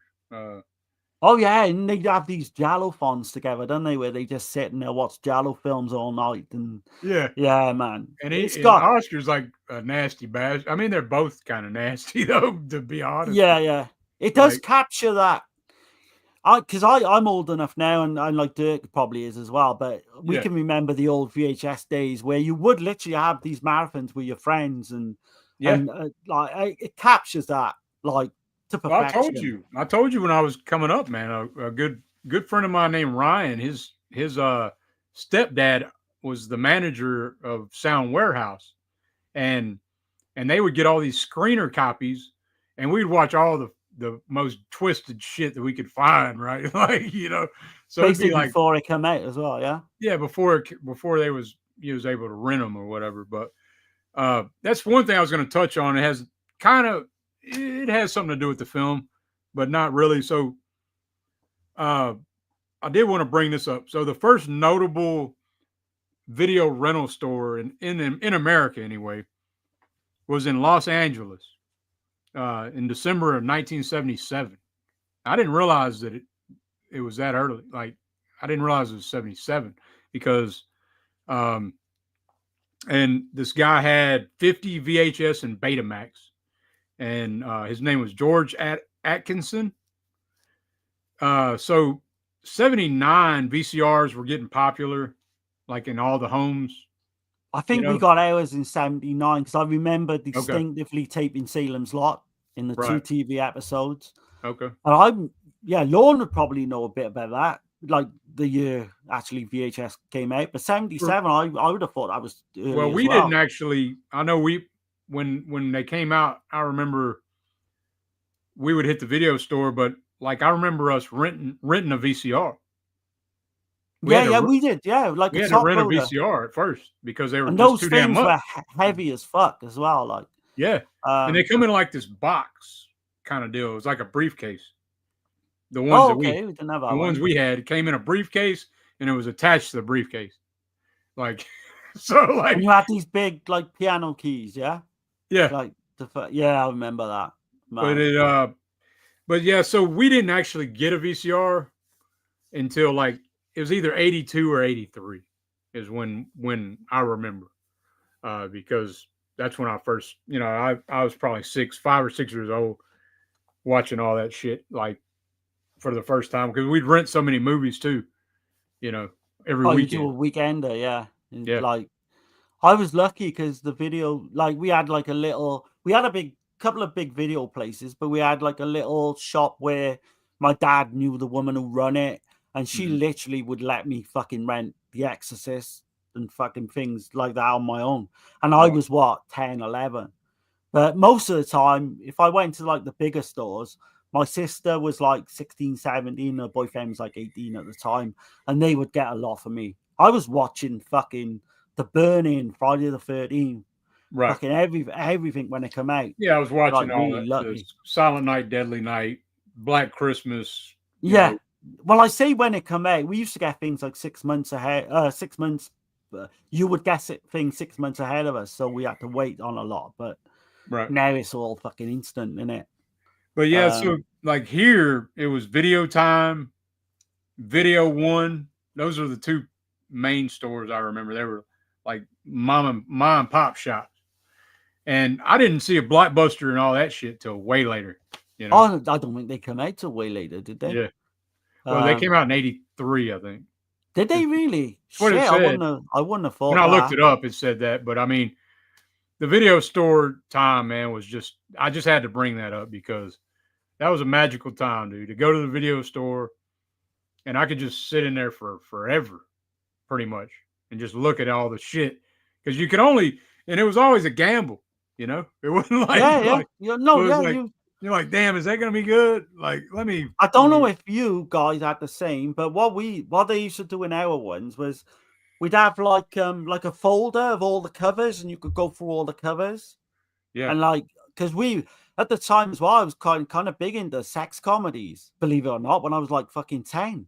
The way it we were worked for watching us. Screwballs, Porgies. Oh yeah, yeah. All a lot of sex comedy shit. Yeah, Lemon Pops, Hard Bodies, all that kind of shit. Yeah. But the way it was all the covers were on the shelves, and then when you take the cover to the desk, they would hand you a black clamshell, right. Same with the tape in it, so you didn't get to take the cover home. Like, no, too many people would have pinched them, I'm sure. Right. Now some stores did later on, but at first that's what I remember was. Yeah, those just plain black ass cases, like, you know. I used to have 2 videos pretty early on. I used to copy everything, but then you get the tapes you couldn't copy because they were like encoded or something, and then every time you tried to do it, it would just come up all fucking blurry. Well, we figured a way around that. Like, you put a piece of tape over that little square. Okay, yeah, I didn't even work that one out. Yeah, there was a little square tab. And it was tore out on so you couldn't record over the. That's right. Yeah. You couldn't record over the hard copies, so you just put a little piece of tape over that square and shit. But I didn't even know you could do that, man. It would still do that light and dark shit. It sucked. Oh God, yeah. I remember, like vividly, like that. I've mentioned it on you before, but like the summer, I think it was 87. And I was watching all like the Nightmare on Elm Street films, Demons. I remember the first 2 Demons. I was watching for the first time. Man, From Beyond and all stuff like that. And like my kind of like Make Them Die Slowly. No, I wouldn't have put that on. That was us though. Like, you know, the kind of shit I didn't get to see any of that, right? So I seen and Omega Bueno. Is that not Omega? Not a. You know, Buried Alive. Beyond the Darkness, yeah. Beyond the Darkness, yeah. No, I didn't see that till DVD, actually, believe it or not. That was the first Italian horror I ever saw. I remember seeing Cannibal Holocaust in like a fucking 50 generation like tape, which made it even like more fucking real. If that makes sense. I saw Make Them Die Slowly before I saw Holocaust. Oh shit, really? Yeah. And then I think you probably had the same. There was a bootleg going around of the Blair Witch Project before it even come out in the cinema. So I remember seeing that. I saw that shit in the theater. So I was underwhelmed with that film, but I've come to like really like it. I know we're going off on a tangent. Yeah, sorry, let's bring it back. Just like, it's kind of my fault though. Anyone got any like video memories and shit? I see comments. Yeah, let me catch the comments right quick. It says, let's see. Where was I at? Okay, Chris says Suspiria is a Giallo is a great argument. I 100%. It's a Giallo until it isn't a Giallo. A witch, not a psychopath.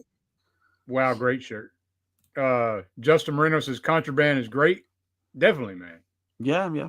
I love the shit out of the Contraband. That's one I think I'm gonna like more and more. Like I said, I do like it, but I think it's gore. It's got the horror gore in that shit. Like when you see bodies blown up, it looks like Fauci zombies. That's the one with the fucking machine gun. Like with Fauci pops out with a machine gun. Yeah, Yeah. It's This crazy. shit here. Hold on, I got it. It's right here. Yeah. Yeah. That's why I said it, because I thought you'd have the clip. Right. Yeah. So, oh, Peter Bark stole the tape. Yeah, man. Oh man, Chris that says would be got a my film first in itself, man. got my first VCR at 16 or 17. I think Black Friday deal. Well, I remember my mom getting the Magnavox TV set floor model with the VCR. I think that shit was $1,000. I spoke to you about this before, but I've Yeah. never got the fact that like you Americans had the TV on the fucking floor. I could We had never the floor get model with it was like a piece of furniture. It was like all made Oh out yeah, of wood. weighed a ton, I bet. Yeah. It did. It was like made out of wood and shit, like the casing around it. You need It like had 4 wheels. people to fucking carry it or It whatever. had wheels. Once you get on the floor, you can roll it. Oh, okay. So But why did you watch films like on the floor? that's just how it was, you know. I But don't know, man. I just never got crazy, that. ain't it? Never got my head around that. And I always sat down on the floor too, by the couch. Like I'd always just chill on the floor, watch TV. But it makes sense if you're young, I suppose. Yeah, you could like lounge around on the floor and watch it. But when I don't know, when you sat up and you're looking down, I just don't get that. Yeah, and you know, the super big screens too, 19-inch TV. You know. Yeah. You had bigger fucking screens than us. Back then, that was huge. You know, 19-inch. You know, I remember the first time I saw a 32, I was like, oh shit. I didn't have a 32-inch TV until like fucking hell, I'm talking 2000s. I didn't see them until I went to a friend's house or something, you know? Yeah. And even then, you would look at a 32-inch TV and you'd be like, fuck, man, that's like a cinema screen. Right. When, considering like I got like a fucking 65 just to that side of me, you know, it's like nothing. And let's see. Nicholas says, I miss video stores more than some of my own family. I completely feel that, for sure. It wasn't just like actually seeing the films as well, which that's like 99%, but it's going in there and meeting people or speaking to people who recommending you films and I was there. To the people who work there. Do you know what I mean? Yeah, exactly. I was there like twice, 2-3 times a week, and we'd be talking films, you know. There was and a they community. knew. Yeah, it was a community. Those people knew what I liked and vice versa. You know, and some of them, like ones where I was, they would actually play you a bit of the videotape as well to like. They like generally had something playing. They had a TV playing, like something all the time, just to get you kind of wanting to see it. Let's see. It was a special time for sure, no doubt about it. Oh man, I know we're spoiled now with everything we've got, but. Exactly. I'm glad I'm glad I come back. Glad I got to experience it. For sure. My family got our first VCR in '84, and the first tape we bought was Purple Rain. Oh shit. Okay. Prince. Yeah. And tapes back then were expensive when they first come out. They were like you couldn't buy them like $80 if you wanted it.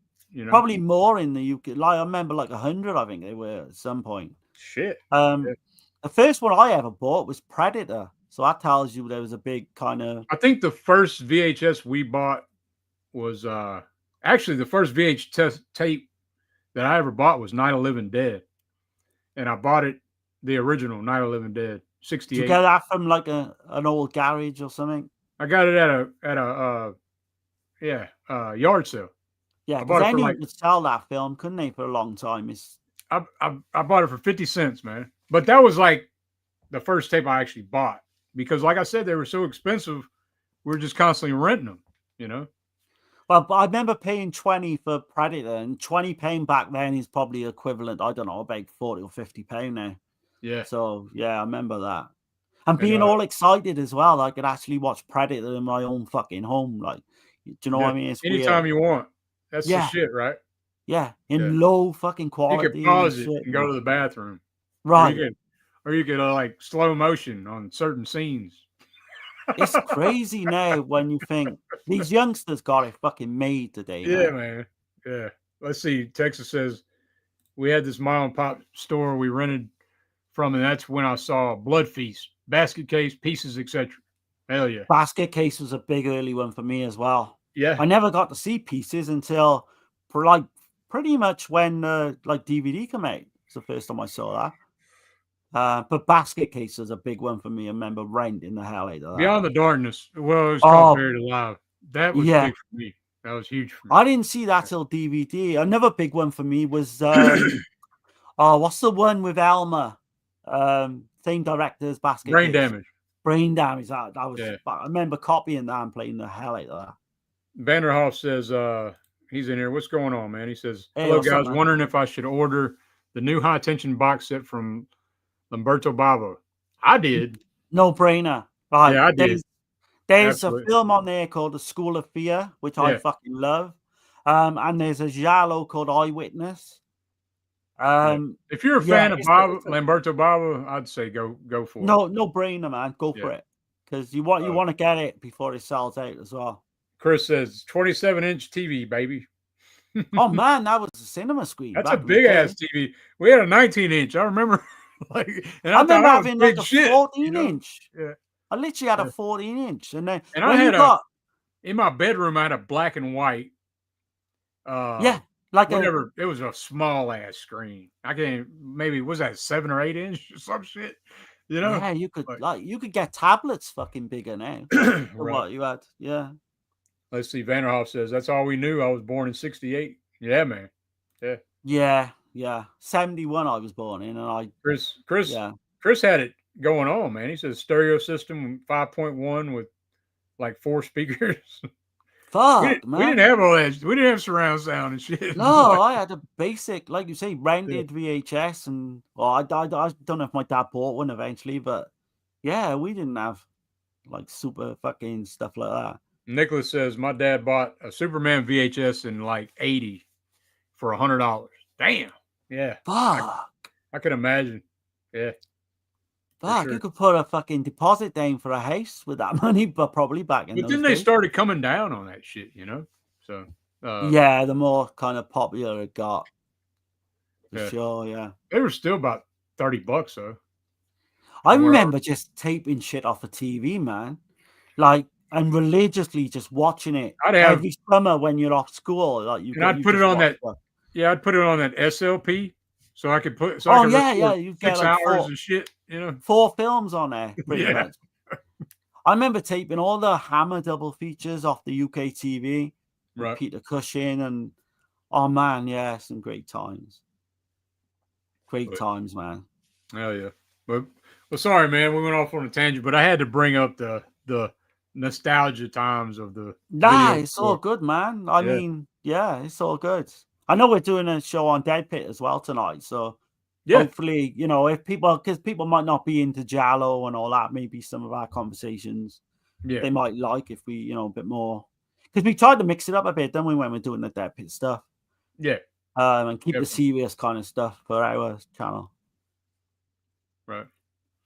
But I'll pause on the comments for now. Okay, we're still on video, man. Believe it or not. Yeah, we're still on video, man.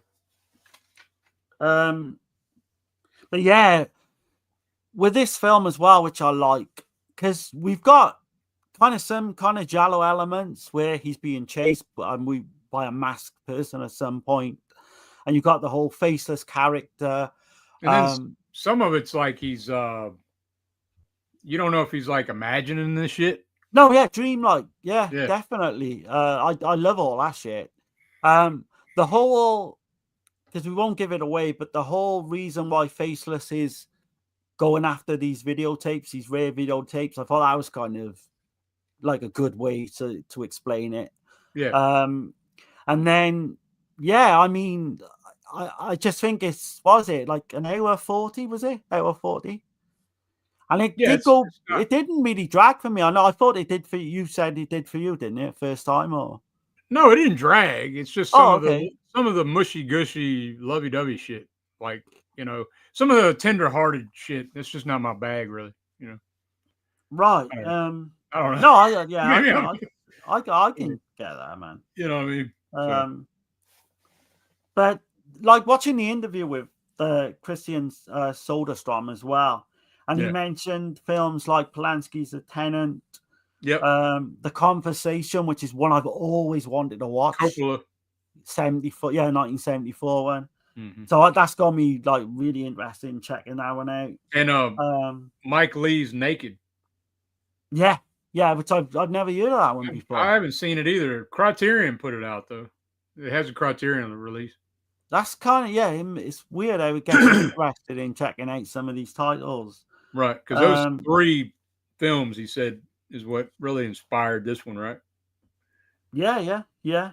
But and this premiered at Fright Fest in 2018. This is the film I was talking about. So it did. Like, so Alan Jones is the big Argento guy. He's kind of written books on Argento and all that. He runs that festival, and he got this included. What I did warm to the director, though, because in the interview he does actually say that Stendhal Syndrome is Argento's last fucking great film. Yeah, I heard him say it. Yeah. He calls it a masterpiece, and I was like, well, fucking happy with that. I would go even further and say Sleepless, I think, is one of his last great ones. But I think Sleepless is his last. I think we had this conversation in the last couple of weeks as well. But Dark Glasses, I remember Lorne saying as well. That's so that I kind of warmed my heart to this. Dark Glasses for me is like mid. Yeah. Oh, I don't. For me, it's above mid. I'd say. Yeah. Whether it might break my top 10 Argento, maybe I'd have to do that. I've been thinking about doing that as a stream, maybe doing like a ranking on Argentos, and like we'd have to watch that Last Days of whatever film. We've been on some Argento the past how long? No, yeah, I know. I wouldn't be anytime soon. It wouldn't be anytime soon. I know. Right. Our next Argento will probably be like the Animal trilogy, probably, but right. But he wanted to capture the idea of fanboys over and over arguing over their opinions that most people wouldn't give a shit about or even know what the hell they're talking about. Yeah. A film for film nerds made by a film nerd. That's a quote from Stefan Sauk, the lead actor, Ennio, in this film. He's an interesting dude as well when you watch his interview. Yeah. Very charismatic. Yeah. He said he played like a version of James Bond or something. Yeah. He's in his home country, he's like really well known, a really big actor. They were surprised that they got him on board for this, but he wanted to support, independent kind of cinema. And then that's like because he knew the Lena. He recommended her to the director. They auditioned her for a role as well in like this little fucking apartment, like she was saying, and she the director turned around and said to her, we'll do the film, but it might be in like 9 months, a year. And she said, fuck, I want to do it sooner. She was like really into like the script and all that. And then the director ended up phoning her 2 weeks later and said, look, we got to go ahead. We're going to do this. The one thing she did say, though, she said there wasn't a lot of time. So they did the filming. I gathered it must have been like a couple of weeks or something. And she said she loved the experience that much. She wished it lasted longer, which is kind of endearing when you see her interview as well. I really liked her. I'd love to see her in other films, actually. See, she's got the old look. He actually says to her in the film that she's got the look of like some of these old Giallo like queens. Do you know what I mean? But in this time, when they're a bit older, right? Do you know if that makes sense? She's got that look about her, which I like. Very kind of Scandinavian look to her. But yeah. Yeah, it's I don't know, man. Like I said, that's the part of the film that, like, I mean, I get it, I love all the other shit, all the comedy and the rhetoric back and forth and shit, like you can't help but like this film if you're a Giallo fan, I think. Right, but yeah, this is probably the least favorite of the three, though, to be honest. Okay, so I'm interested into what you give it now out of 10. So I give this one probably a 5. I thought you was going to say that. Yeah, I'm like slightly above. I would say a 6, but go on, sorry, Dirk. Go on.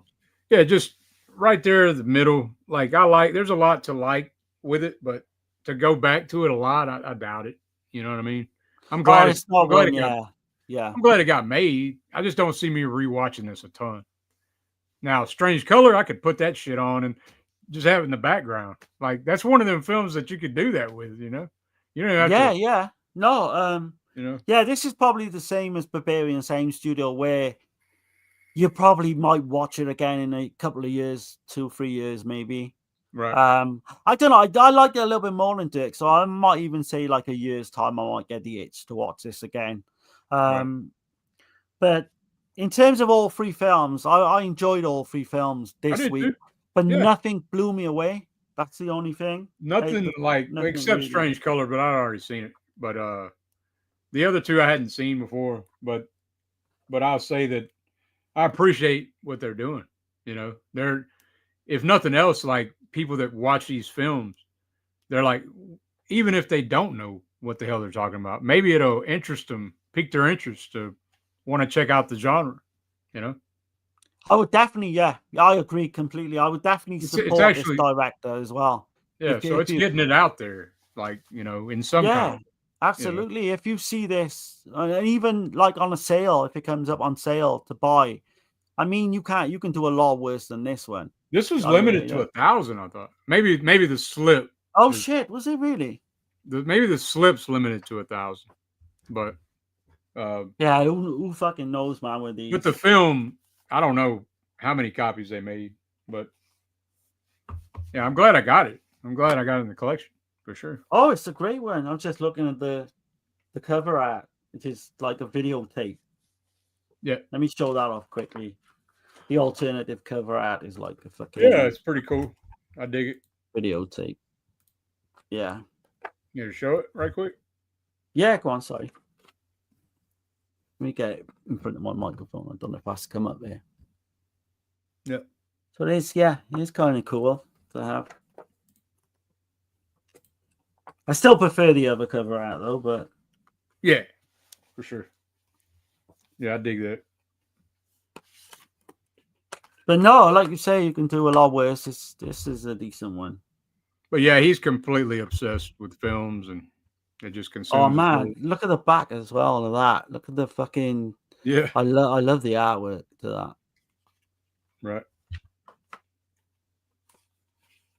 Yeah, it's a good one. Well, like middle of the road. There's some of the love stuff, you know, I could have done without, but whatever. It is what it is. I can see myself maybe in a year's time rewatching it. But it's good to have in the Giallo kind of collection anyway, because I want to collect everything. Yeah, that's good for that for sure. I'm gonna fucking blow your mind. That's weird as well, when it goes into English and then fucking. I've noticed that, like with like Swedish and Norwegian, like they'll be talking just native tongue and then just start speaking English. A random English line in the middle of it all, like, and then they'll go back to like Swedish. Yeah. It's weird. Right. Yeah. But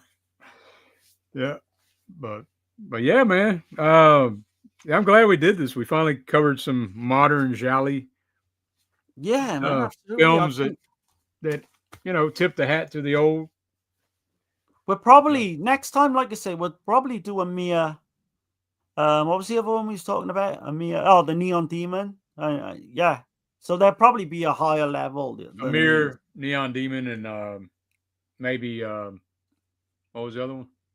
I'm blanking on what you said now. You did mention one, didn't you? Oh, Last Matinee. Oh, yeah. No, fuck, man, that would be a great show. Yeah. That would be a great show.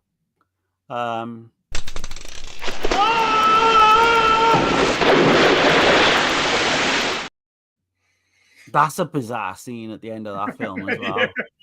That comes out of nowhere when he does that.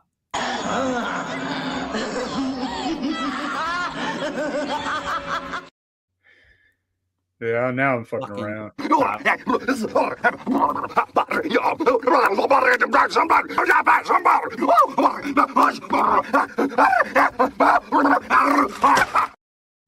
That's the goblin. That's the goblin. Yeah. That's a crazy fucking scene, man. Yeah, man. Well, is there anything else you want to bring up, man? I've got some shit I can show off quickly if you want. Yeah, hold on. Let me. I'll be right back, man. Yeah, Go ahead and do what you got to do. I'll be right back. Okay. Let's get this shit together.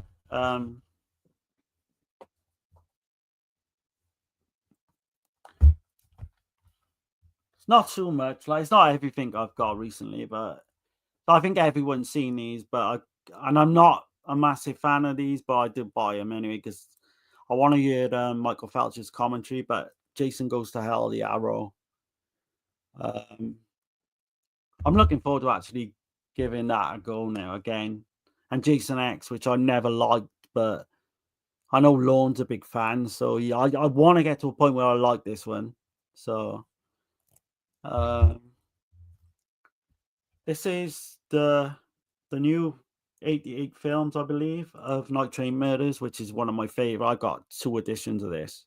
Well, I've got 3 if you count. No, 4 if you count the DVD and the others.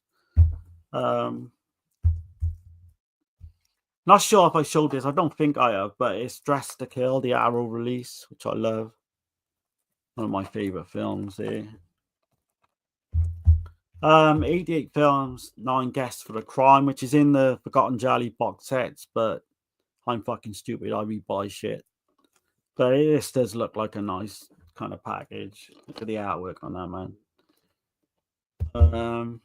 This one's for Kenneth. I don't know if he's going to watch on replay or if he's watching and just not chatting. Oasis of Fear. I know he really wants to get this version. It's the Shameless one, the new one. So I love this film. I think it's so underrated. I think Lenzi, like, one of his best. I'm dipping into the Krimi films because I bought another big box set from Germany I showed off before. But this one is the new Terror in the Fog Wallace Krimis. Fuck, man, this is like packed with shit. You got The Mad Executioners is what I've always wanted to see. The Monster of London City, I think, is the one. The Curse of the Yellow Snake. The Strangler of Blackmore Castle. And The Racetrack Murders. I think there's a bonus one as well. The Phantom of Soho. So yeah, I'm really super excited. I'm hoping Dirk will want to cover these at some point. That's the little shitty thing I bought on fucking Timo, the Tenebrae kind of, which is kind of, I dig it. And I got this shirt off there as well. Let me see. I was just saying. Hold on, that one. Oh, the shirt. So I got Killer Claims. Yeah. Let me see the cup. Oh, right, okay. It's actually kind of well done. I know it's like different images, the same image kind of rotating, but yeah, it's actually well done. Dirk, I showed this a minute ago. I want you to hopefully we can cover them. The Wallace Krimis. Okay. Who put that out? That was you. I want to see Eureka. Eureka? Yeah. The Masters of Cinema series. I think it's Eureka. I did just show as well. But I got these 2 in from Arrow as well. I presume you're going to get them, yeah? No, I'm not. No, you're not gonna upgrade. No, I'm good with the blues, man. What are you talking about? Like, I don't gotta buy everything on 4K. No, I mean I'm stupid. I said I'm stupid. I got this in book. Okay. Eugenio Ercole. Cool. Darting in the Italian screen too. Yeah, Short Night, The Glass Dolls. Aldo Lado was interviewed in this. Ercolani. Cool. Yeah. He's fucking superb. The book, The Two Truths. So this is kind of some guys.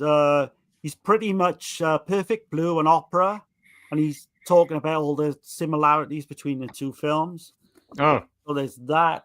I haven't got much more. I got a few more things. Got the latest edition of Dark Side magazine, and there's an interview. It's a Suspiria cover. Hell yeah!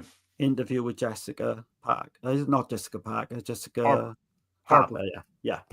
And I got the last 2 issues of that, and these are good because they've always got something like Giallo-esque or whatever, Hammer-wise. Last two things, I got Television Terrors, like a book from Dark Side. They do these books as well, and I've actually been digging into that, and I love it. British horror films they did one on as well, so Okay. these are really good quality. But yeah, because I don't do updates, and I know I just thought I'd fit one in at the end as a bit of an extra for people. And let us know, yeah, if you've got any of them or. And here's the only thing I got in. Well, actually, so show some stuff, man. We got time if you want. No. I got a bunch of stuff I'm gonna. I've been selling a lot of shit on Whatnot, so I meant to put that on here. I think I might have it in the channel description now. Like if you go to the channel, but it's okay, yeah. If anybody's on Whatnot, I mean, if y'all are interested, I don't know, but I am selling some stuff on Whatnot. And the name of the channel on Whatnot is called Killer Bloody Deals. That's the name of my shit on there. So, but I did just get this in, and I don't know if it's still this cheap as when I got it, but it was on Amazon. So I got this, the blue with the 4K scan. Yeah, you told me about that in the week, didn't you? Yeah. So, hold on. I don't know if that helps. I only recently saw that film. That light blacked it out. Or anyway, I got the sec.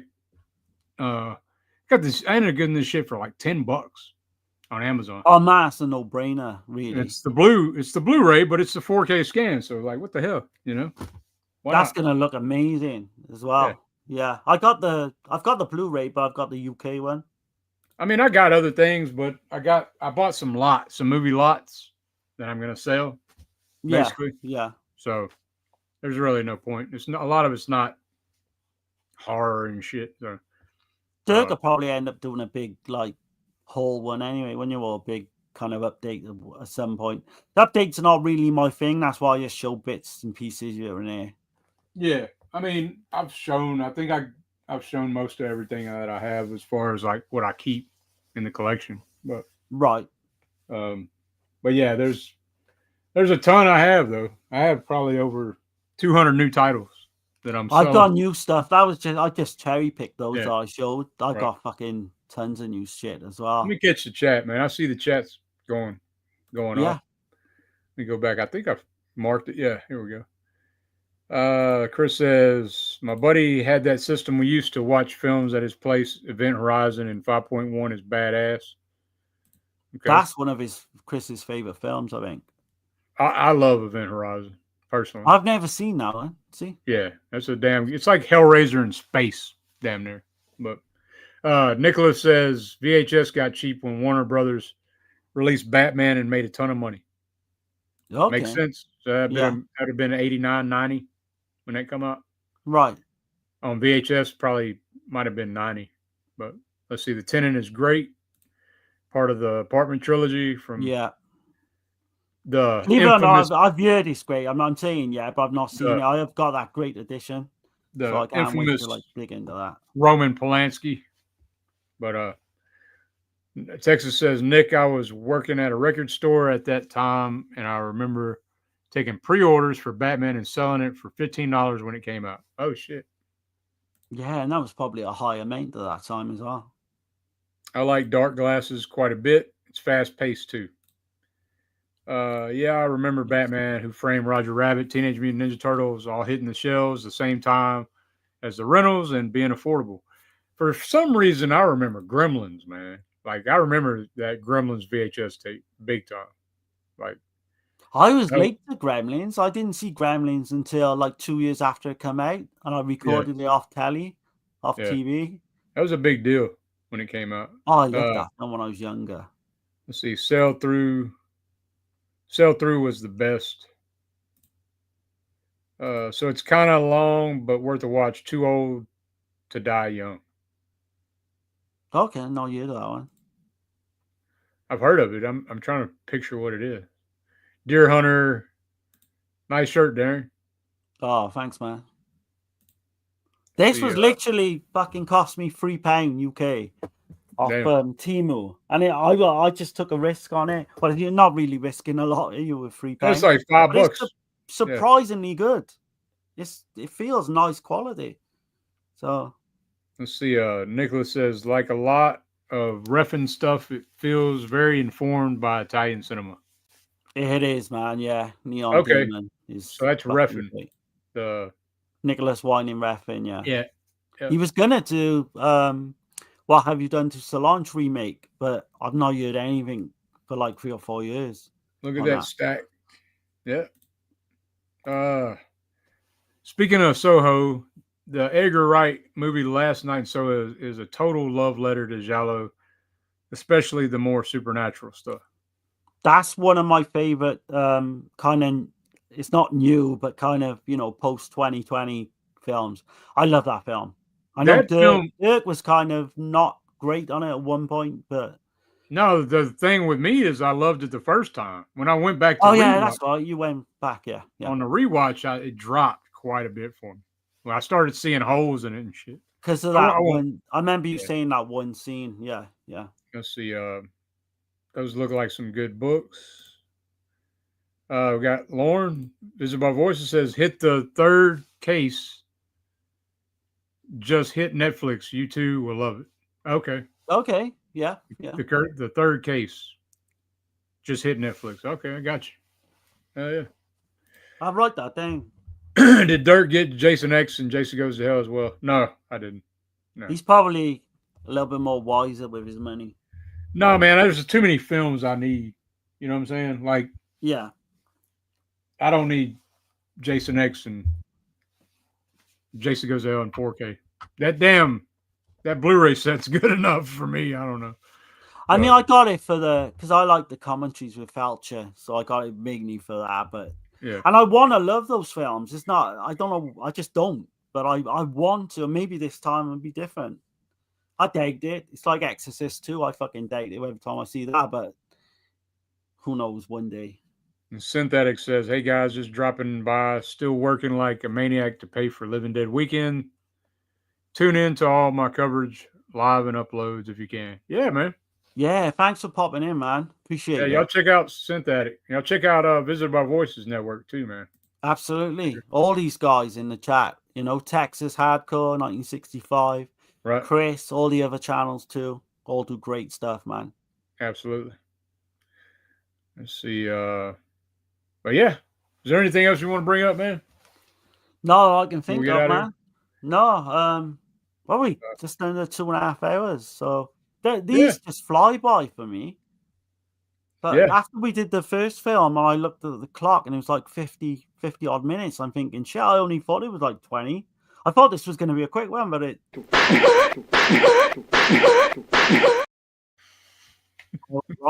Is that Howard Ross? Yeah, that's Howard Ross. But yeah, man. Yeah. I guess we're gonna get up out of here. The next week's show? Yep. What's up? Go for it. If you want to promote next week's show, go for it. Yeah.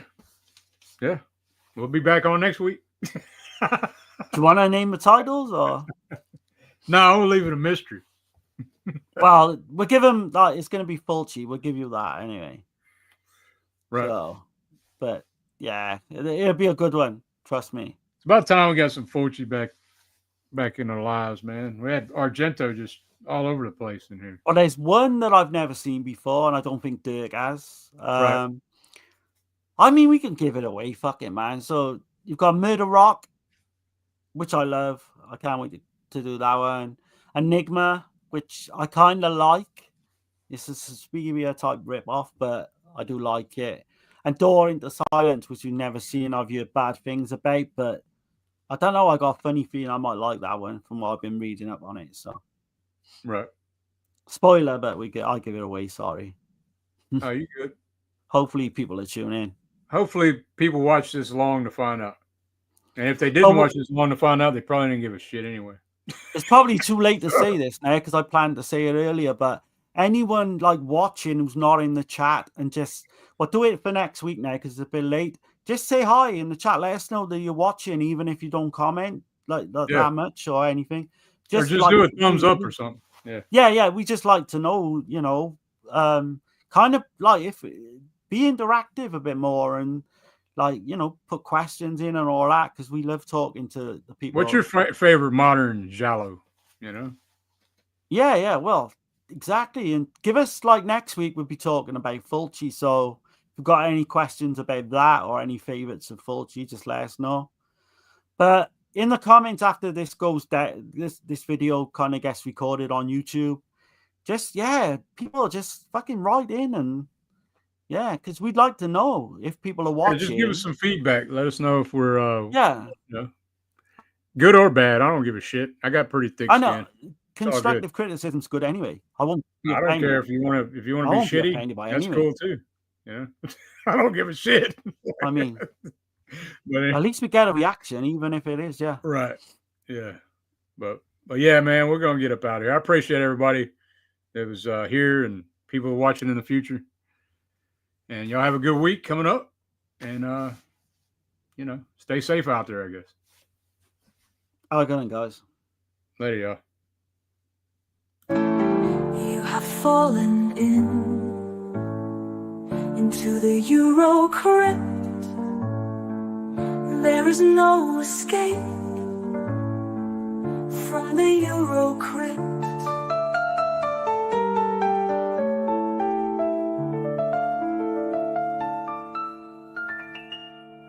I might say so. That is very offensive.